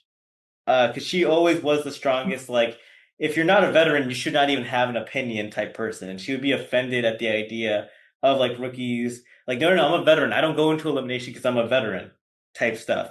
It's just a level of entitlement that she's so loud about, but it works because she went to like a bunch of finals in a row at this point in time. I mean, she went to this final, the Cutthroat final, and the Rivals One final without ever seeing elimination. Yeah, I love her, and I think this is her best season because even as seventh, eighth, ninth, whatever she is on the call sheet as far as the stars or the people on the poster for this season, in the moments that she is put forward, she provides both interesting politics and strategy of the deal her and Wes had and how that comes to light. She punches Mandy in the face. Yeah, just And straight up punches. Yeah. back when they were allowed to do that, and it was just be like, okay, it was broken up right away though, right? Okay, cool. Yeah, Nothing they needs to they happen here. they asked No one's in Mandy. trouble. They asked Mandy, "Do you want her kicked off?" And Mandy's like, "No, no, it's No, okay." that's lame. Like, yeah, and it's like, good. Um, and How they it end should up be. partners. They end up partners on Rivals out of this. It's one of those Mm-hmm. moments of like, wow, okay. Um, Yeah. and she has a showmance with Pete that actually developed into an actual relationship outside of the house. They were together for like a whole year after Mm-hmm. this season. They were single again by Rivals One, but it was like, and it's funny too because she even said in the house like, "Do I like Pete? No, but do I want to make out with him? Yeah, I'm cool with that. He knows I'm not actually like into like feelings." And then obviously feelings do emerge because That's how it goes for her on this show. That's her yeah, stance every season of this show. And, whether it's Adam on Rivals or Rachel on whatever season was before this or anything else. So great there's cast member. there's a fascinating element to Jen where because her and Nor, spoiler alert, they come in fourth place in the final. She's never placed highly in a final. She never wins a lot of daily challenges, and yet when I watch her, I'm like, I don't want to call her a weak competitor because I do think she holds herself physically decently. She just isn't on the She's level of these. tiny. She just isn't on the level of these elite players, though. Like Yeah. she's Evelyn sized, but she might even be taller than Evelyn. But Hopefully. it's Yeah. it's one of those things where it's like she's good, she's not elite. You know? Yeah. Bring her to All Stars though. She's been crushing CrossFit for like a half a decade now. And I want to see her on All Stars. And if I think they're still doing All Star seasons. So Yeah. supposedly they're doing another one. She's a Her name and that always gets teased and stuff like that as someone, and it's like, oh wait, that account that says she's going to do the challenge was a fake Jen account or something like that. yeah. It's always weird. I'd like to see Jen again. Moving into Ryan, spoiler, I think Ryan stinks. I think he's all time like worst cast member ever. Doesn't really bring that much. I think he's also just a coward. Um, because I think he just plays the most scared game possible, which is like really dumb because he doesn't have the abilities to beat better players. So you have to take more risks when you're not good at puzzles and you're not good at the physical game, like you actually got to make moves politically and socially, and he just never does. Yeah. And I mean, he's a really like seems like a really like good person and friend, and that I is don't even know. I don't even know about that. on the friend like wants to be friends Yeah. with everyone though, and that is the thing like to the like not willing to take risks or whatever. Like he every season he's been on, I feel like he picks players that are better than him to be in an alliance with, and he's kind of at the bottom of the alliance.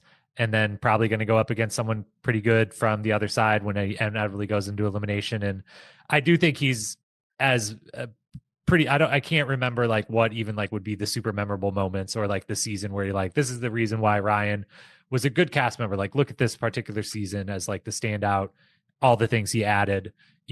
I think this is his best season because he filled a necessary role in the cast and the story so well, but it is like the most role player of roles possible. And so it's not a good thing that I'm like, this is his best season. Like, this is his most useful season, is being just the friend of Teresa in the double agent that is by far the less interesting double agent that Jen is. If that's your best season, then everything you said is pretty straight on. Yeah. He's gonna be in my future blog, top 10 challengers that existed. Yeah. They didn't do anything. They're not underrated, they're not overrated, they're not forgotten. They just existed, and that's all they did. That's all And they were just. somehow they were on a half a dozen seasons or more or Yeah, whatever. Yeah. yeah. It's like Yeah. it's not like, oh, it's like there's obviously all these things like, oh, I forgot that person was ever on, like type stuff. It's like, no, no, no. Ryan was there. He did nothing.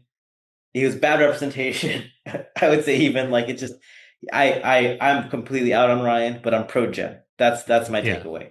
And they Yeah. both end up going into elimination against each other. And you mentioned it before, this was one of the first seasons to have like a purge format because it was the final five teams went to a daily challenge. Obstacle course ended off with some wrestling, and the bottom two times had to face each other in elimination. Yes, and is the reason that one of them didn't have to decide who's going against Landon and Carly in the final one, and was the proper conclusion to the way the two of their teams played the middle and flipped back and forth and did the right strategy. This was the best outcome for either of them could have asked for, is we can navigate this in a way that we have to go into one elimination versus each other and we see who wins and gets to be in the final. It was probably the best case for either team.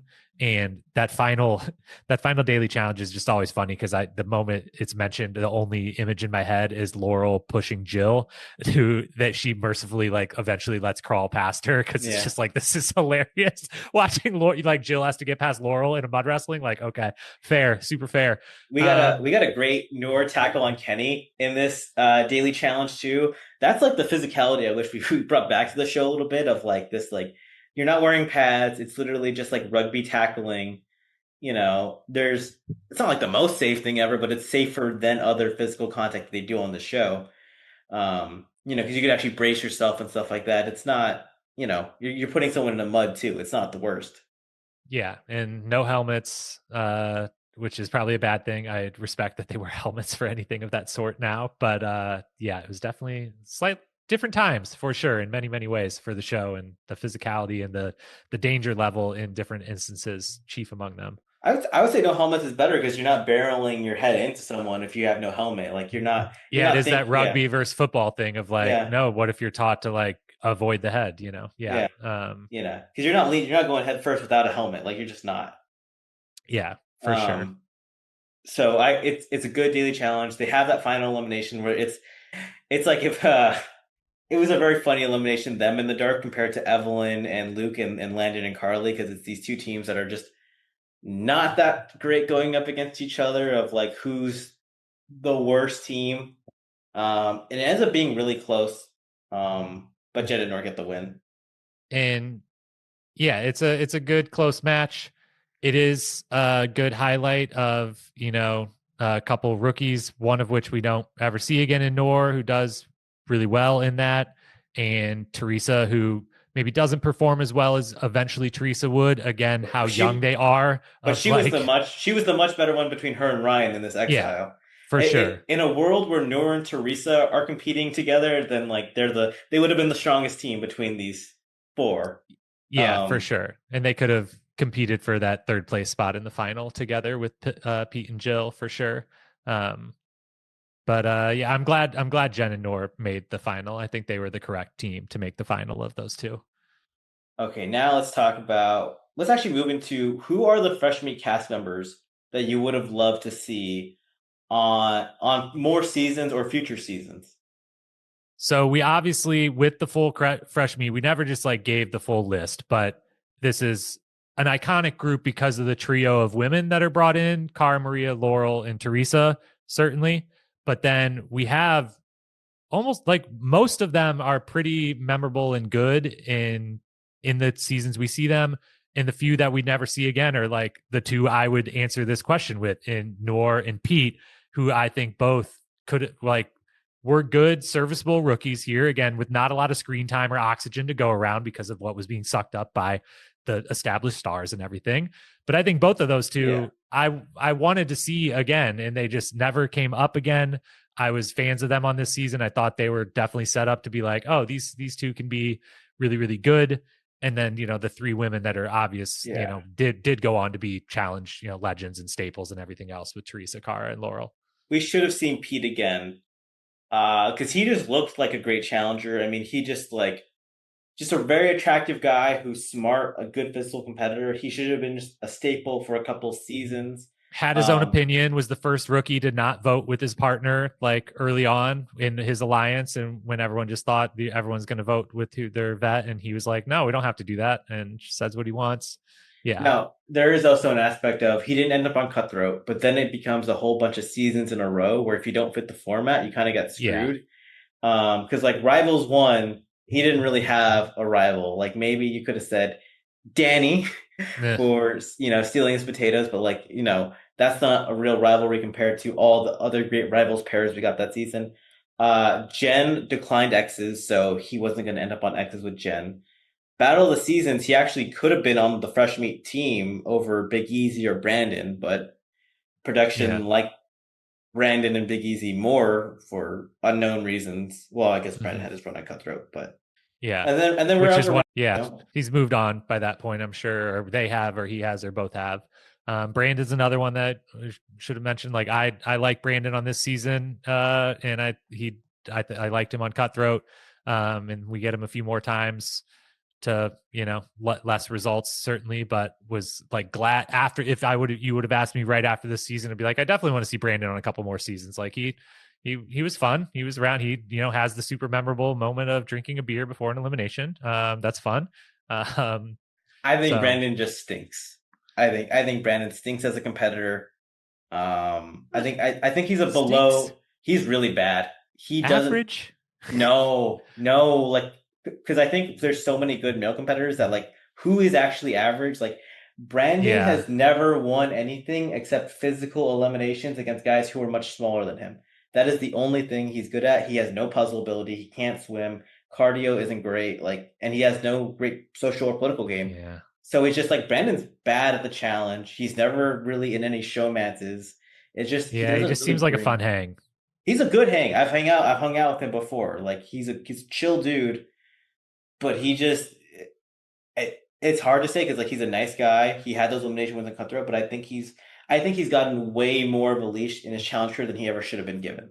Yeah. And it's maybe why I enjoy him so much on this season, when it's like we are one of the rookies that's like way, way, way in the background. We just need you to be a good hang and be like kind Yeah. of funny and fun to be around the few times you're on screen, and he's able to do that. So I see that point. He also drew a historically bad hand with Caitlyn as a partner, and Oh Caitlyn gosh. Caitlyn might be the worst competitor in challenge history. Like she's a contender. She's a sneaky contender because she can't do anything physically while having an incredible amount of bravado and confidence. Is afraid of heights. It's just Wants to wrestle Laurel really yeah, badly, which is, if only we could have gotten to see what that would have looked like. We all know what that would have looked like, yeah. but it would have been great to get her confessional afterwards of did that go how you thought it was going to go? Because it went how everyone else thought it was going to go when you say you want to like go one on one with Laurel. Evil as well that we had a trans competitor all the way back then in time, like historically, and then but it's like no, Caitlyn is just really, really bad at the challenge, so it's not doesn't even like go on people's radars like that. And she only did one more season, like because she was on the Brooklyn team in Battle of the Seasons, right? No, she was on Rivals, and that was it. Or Rivals, yeah, yeah. I think Yeah, she was on one more season. Yeah, yeah. um, probably for the But best. yeah, no, she's hilariously bad though, like because she's like has the utmost confidence. Hmm. But bad hand for Brandon, and then she gets hurt in that daily challenge repeatedly. Refuses to move her helmet out of her head, but complains Yeah, about it. It's one of those. Yeah. As we said before, Cara Maria was on the season two, eliminated first. Hilarious that she then ends up becoming probably the most important female challenger ever. The same way Bananas gets taken out duel one, and then proceeds to be most important male challenger ever. yeah, and the two faces of the franchise essentially. Like if you really just had to pick put a male's face and a female's face on the challenge poster or whatever for Yeah. the whole entire franchise history and everything. Probably those two both with the same start. Yeah. And Cara is even more, shocking and starting from the bottom because it's with Darrell and in something that nowadays, down the road she would have, she's built like this is great for Yeah. her. Like the puzzles aren't her strongest suit by any means, but the like running and carrying weight, like nowadays, Yeah. like that's why she's good in the finals and won some finals and things. Is she built herself into that athlete so that's the thing that took her out with that I, partner all the way back then is pretty yeah. stunning. I'd even say Kara is historically a better puzzle player than Runner at this point. Like, because she solves some Yeah, really she's hard good at them. puzzles. Yeah. Yeah, like Yeah. she's like, She's not in that top tier status, but she's in the yeah. good, like the It's competent good. it's why she won Vendettas. Memorizing a puzzle is why she won Vendettas. Like, Yeah. running has been the reason she's lost a bunch of finals at this point now. But yeah, okay, you mentioned Noor. I'm not as high on Noor as other people. I think he was a really good athlete. I think he seems like an all-time chill hang. But I do wonder, like, okay, did he have like more in him? Like, because I heard, I don't know. I don't think I could see him really getting into it with too many people, but he just seemed like a cool dude. Yeah, he just had great confessionals, which can sometimes mask the like, but do you have like the personality that's gonna like ever like get involved in stuff in the house? Or are you just like really funny in confessionals because you're like kind of witty and smart and chill and fun? And I think there's definitely that. But Production maybe thought the he was much better difficult. version of Brandon. I could see Production that too. production thought Noor was difficult, and that's apparently the reason he's never been on again. However, everyone who did Fresh Meat with Noor loved the guy. Like they adored him, and I think that is a good sign, but like production didn't, and that's why he's never been back. Uh we also talked about before. I love Mandy. She did a bunch of seasons after. Great casting. Like she's a tier below the Laurel Cara Teresa's, but on Rivals One, she just like takes over multiple episodes in one of the most stacked casts ever. So I think she's not a Hall of Famer, but like maybe an all-star level casting. I actually Mhm. really like Sandy. And I thought she was actually a good competitor too, because she did really well in the puzzle portion of the combine. She came like second overall. She was really good in the puzzles with her and Danny. And the funniest part about the whole experience is that Danny is complaining about Sandy as a partner. Meanwhile, she's the one who's far more competent in their pairing. If Sandy was with a different player, maybe they win that exile, but Danny's just an all-time confidence guy with no brains, no ability, just one of the worst players we've ever seen. Yeah, tough beat for her, and she knows it. Her opening two confessionals are so great.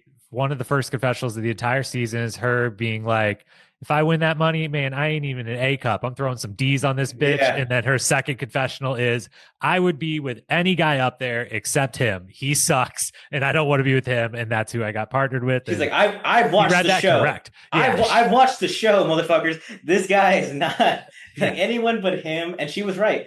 And the funny scene we talked about earlier about like the potatoes with Brandon and Pete and stuff like that. She's in the background of that fight, and she's also talking shit about Western confessional. She's confident. She holds herself well. I think she actually had the ability to be a person who was getting into hookups and being an actual half decent competitor.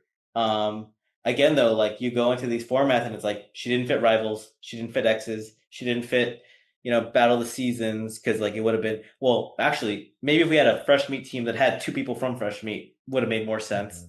But yeah, Yeah. Carly, we haven't mentioned at all. Carly won the season, and Carly is so fun throughout the house. She's always in her bikini. She's always getting into messes. She's hooking up with girls. She won the fucking season. She's willing to combat Laurel and like hold her own. Carly, not only as a champion but as a personality, should have been on more seasons. And for some reason, this is that just became the thing. It was Aviv in Fresh Meat One, and then Carly in Fresh Meat Two. It's like, what does someone have to do to get invited back? Like you would think if they win, let alone show any personality and like good cast member side, they would get invited back at least once, right? And Yeah, maybe a little of it. I hadn't really ever like thought through what you said earlier about Pete and like the like, well, we did if you didn't come back right away on Cutthroat, then it was rivals, X's, seasons, rivals, the next four seasons where it's like you have to fit the theme and like she wouldn't have fit yeah, either the rivals or the X's. and the seasons was so limited for who the spots for them, given that it was pulling from two different groups of 12 people or whatever versus everyone else it's picking Yeah. between four people out of seven. So she's probably one that maybe was at fault of that as well, of Yeah. like, well, I don't know if she would have got called for cutthroat, but Well, like if that's it's not going to be that. Carly was supposed to be on Fresh Meat one, no, Battle of the Seasons on Team Fresh Meat, and Mm. they had a jersey made for her.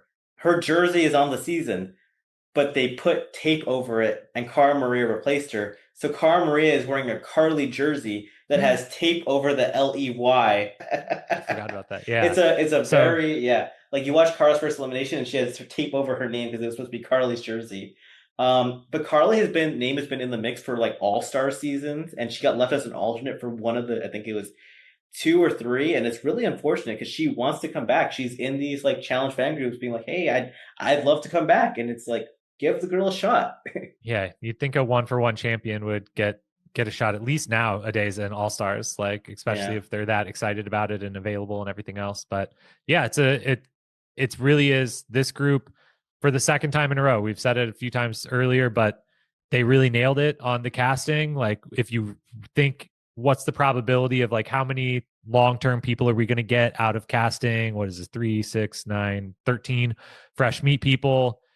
They really hit it out of the park as far as getting Laurel, Teresa, Cara Maria, having a few people that like Carly or Pete that we would have liked to see again and think could have done well, having some good people like a Mandy, make a little challenge career and be a good cast member.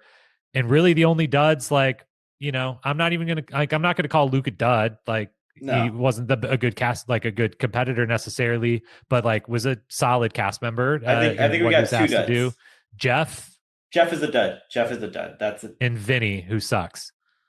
Vinny sucks. I don't want to call him a dud because I mean, he captured the Jersey Shore demographic for the time. Yes, it Uh, was. Need to remember that this was, yeah, in like year, I don't know, like and he what did. year did Jersey Shore start? 15 years ago. So It was around that time. It was around that time for this took sure. place, this filmed in 2009. And so, yeah, I think we were 1 year in, like one season into the Jersey Shore Yeah. phenomenon. So that mattered. I also like that he got fat. That was funny. We don't Yeah. not people don't get fat anymore on the show really. Well, Yeah. CT right now is good. I mean, Yeah. he's cultivating mass. Yes. uh, Sydney seems great, but yeah, it's kind of like we uh, don't get anything from her here. if And there was a so, female dud, it's Sydney. And yeah. but fun fact, Sydney did not actually audition for Real World or Road Rules. She auditioned for Bad Oh, Girls Club. oh, wow. Okay. Her and Where was Carly that? did. Her and Carly they auditioned for Bad Girls Club, and they got put on to the challenge. But I will note they offered Bad Girls Club to Laurel, Cara Maria, Teresa, Mandy, because it was the same production company. And well, they were auditioning for Real World the Chess Challenge, but they asked them, "Hey, do you want to be on Bad Girls Club at some point?" And the concept of Cara Maria on Bad Girls Club is hysterical. Oh my goodness. Yeah, that is. Well, where was Bad Girls Club Sydney then? Was it just being partnered with That's what's Milquetoast so CJ? that's what's Like, so crazy is that she's so low key, but maybe I don't know, maybe she's so low key because she's partnered with CJ. I don't yeah, know, but it is yeah. what it is. I mean, I What it called is. CJ kind of a dud too this season, so I'm okay with calling their team a dud. They were, Yeah. um, but yeah. Is there anything else we got to talk about when it comes to Fresh Meat too? Just to shout out a couple random moments that we haven't really said anything about. We've referenced Jen and Mandy's fight. Amazing.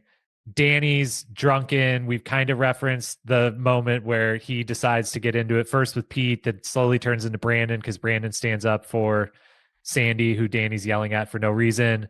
Wes hits his head, ends up jumping and gorilla Mm-hmm. hugging Koala Brandon. mode. Yeah. That whole thing is just really great. Brandon drinking the beer to get DQ'd so that CJ and Sydney couldn't try the exile. The condiment fight between Carly and Evelyn in like episode 2. There's a lot of like good fun moments, which adds to like the pacing and the why this season is so fun to watch and was so good. Is like there's all this great storyline going out that is the main storyline, but anytime you deviate from it is to show you like some little fun, interesting thing that is happening is worthwhile. So just a bunch of random fun stuff that happens throughout the season. Now let's finish off by answering the question: is Fresh Meat 2 more important than Fresh Meat 1?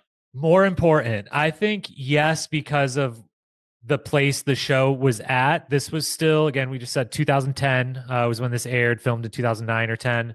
And the real world was still going really strong, but the road rules was a couple years removed from producing anyone. And so this was the first moment while Fresh Meat won, they like needed an infusion of new talent. This was the first moment where they like really like, we can't just rely on the 14 real world cast members every year to produce the next group of 5 or 6. We need some extra people in here. And it worked so well. And it did set up, a couple of the biggest legends of the game. And it set up some other storylines for legends of the game that were vets. And just kind of, I think there's different ways to like how big of a run do you want to categorize like the best run in challenge history, which is some version of rivals to fresh or to free agents plus or minus a season around it or so, and like you can extend it all the way out to this one and say it starts with Fresh Meat 2 and it goes through X's 2 season 26, like 19 to 26 is pretty unbelievable how good every single season in that is. It starts here. A lot of the storylines start here. And so while I love Fresh Meat 1, I think it was very important in the transition point out of like kind of the first phase of the challenge into like this is a franchise now and it's going to be around for a while, so long that we have to bring in new people to fill in this roster. I think this was like the inflection point of we're now going into hyperspeed of like this show is a behemoth and we're about to have this unbelievable run and it more or less starts here. I agree with you like that this is the beginning of what is an all-time stretch of challenge seasons. However, I think Fresh Meat 1 is ultimately more important in part because we did not get a standout male out of this Fresh Meat 2 crop that went on to impact the shows. And I think it's one of the things that hurts the franchise now.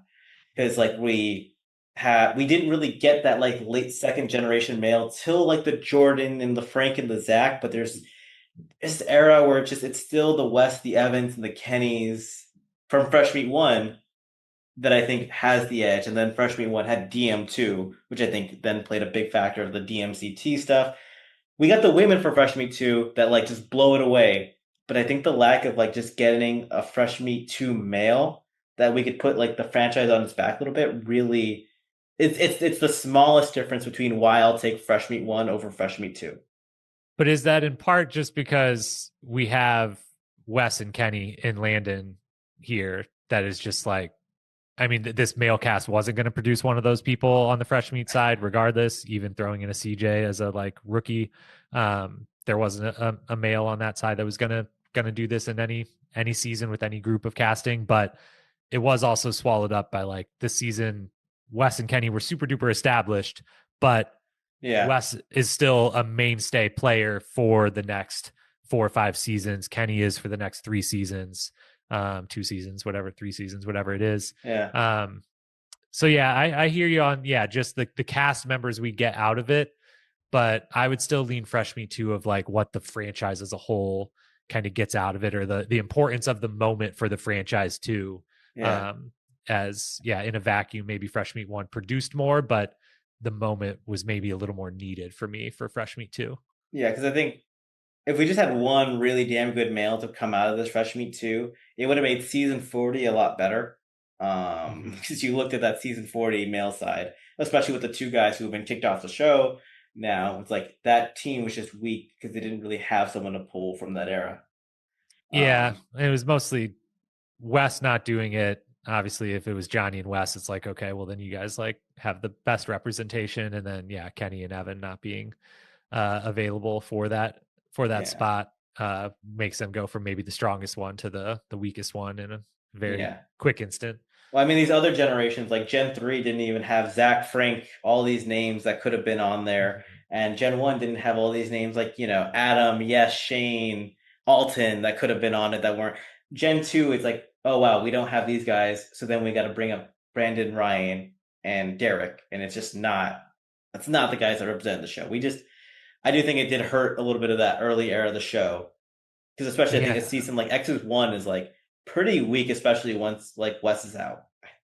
Yeah, I'm trying to look at what real world seasons were like taking place at this time of like, was there someone that maybe would have been in the casting pipeline they could have got a little bit Yeah. early, but there's no one from the DC New Orleans were the two real world No. seasons being like cast at this time that like I would have been like, oh, they should have used them Yeah. quicker earlier. Like Yeah. maybe Ty probably not really. No, he's Uh, not good either. He's no, he's not good, but like yeah. maybe as a Yeah. personality, I guess is Knight and Preston are the two New Orleans male personalities. So, yeah, There's I always hear the you. Yeah. guy from Brooklyn that people wanted to compete. What was his name? Scott God, Herman.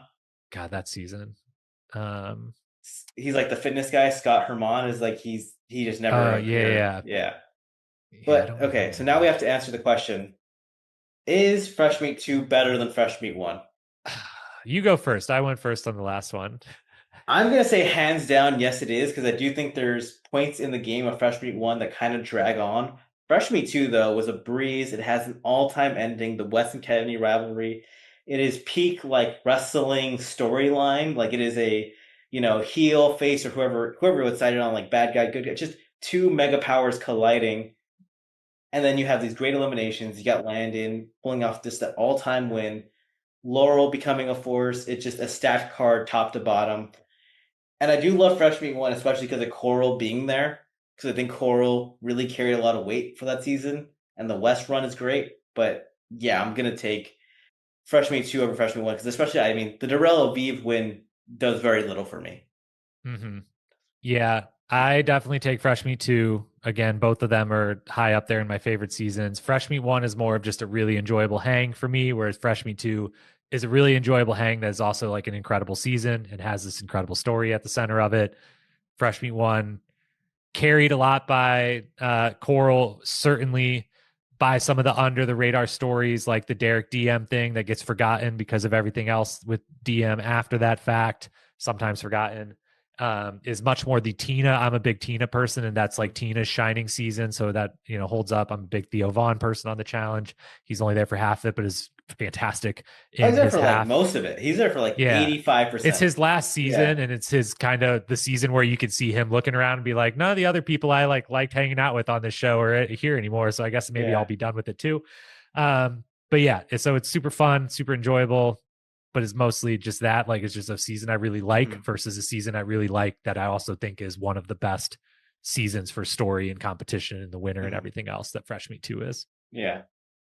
Well, this podcast went just as long as the last one, and I think we just Yeah. have to assume that this is how long they're going to go. But this is just a great time. We got to really dig into the meat and potatoes of these seasons, and maybe we'll talk about a worse season next time. Maybe we'll talk about a season where we just don't want to talk about it, and it will be shorter that way. But as a whole, we're having a whole lot of fun podcasting about these old challenge seasons. Uh, what do you want to do next? I think we've done a super recent one and then a middle one. So we either got to go somewhere in era one or somewhere in era three, one of the two. We either pick another one from the golden run that we just mentioned of like 19 to 26, or we go way back, which we is the way we can make this shorter. It while still talking about a season we like or was good is talking about one of the seasons that is really really short, which is like those first six or seven. Um, but Let's you know those are what? harder for less people have watched them, they don't have access to them. So while I usually would answer this with Battle of the Seasons 1 is my actual favorite ever, no one gets to watch it. That's not fun for No. anyone listening. You know what? I'm gonna do executive decision. We're doing free agents next. We're doing free agents next. I think it is the natural jumping off point because I think we talked about it on this podcast. After Fresh Meat 2, it's a bunch of seasons in a row where you had to fit a specific format. Fresh Meat free agents, open format. They brought in a bunch of faces and names that could just like it could be anyone. We got Kahada back in the mix and stuff like that. All these people who were just like didn't fit specific themes. It's just a really good season. So we're gonna do free agents next. That's a good Thank you. transitional season Yeah. as well. So there just kind of can be a new theme of like Yeah. Total Madness was a transitional season. This was, and Free Agents is very much a big transition for the franchise too. So Yeah. I like that. I'll All get to right. watching. Well, it's been fun talking to you, Jacob. Everyone, thank you for listening. Make sure to subscribe to us on YouTube, Spotify. Follow Jacob where?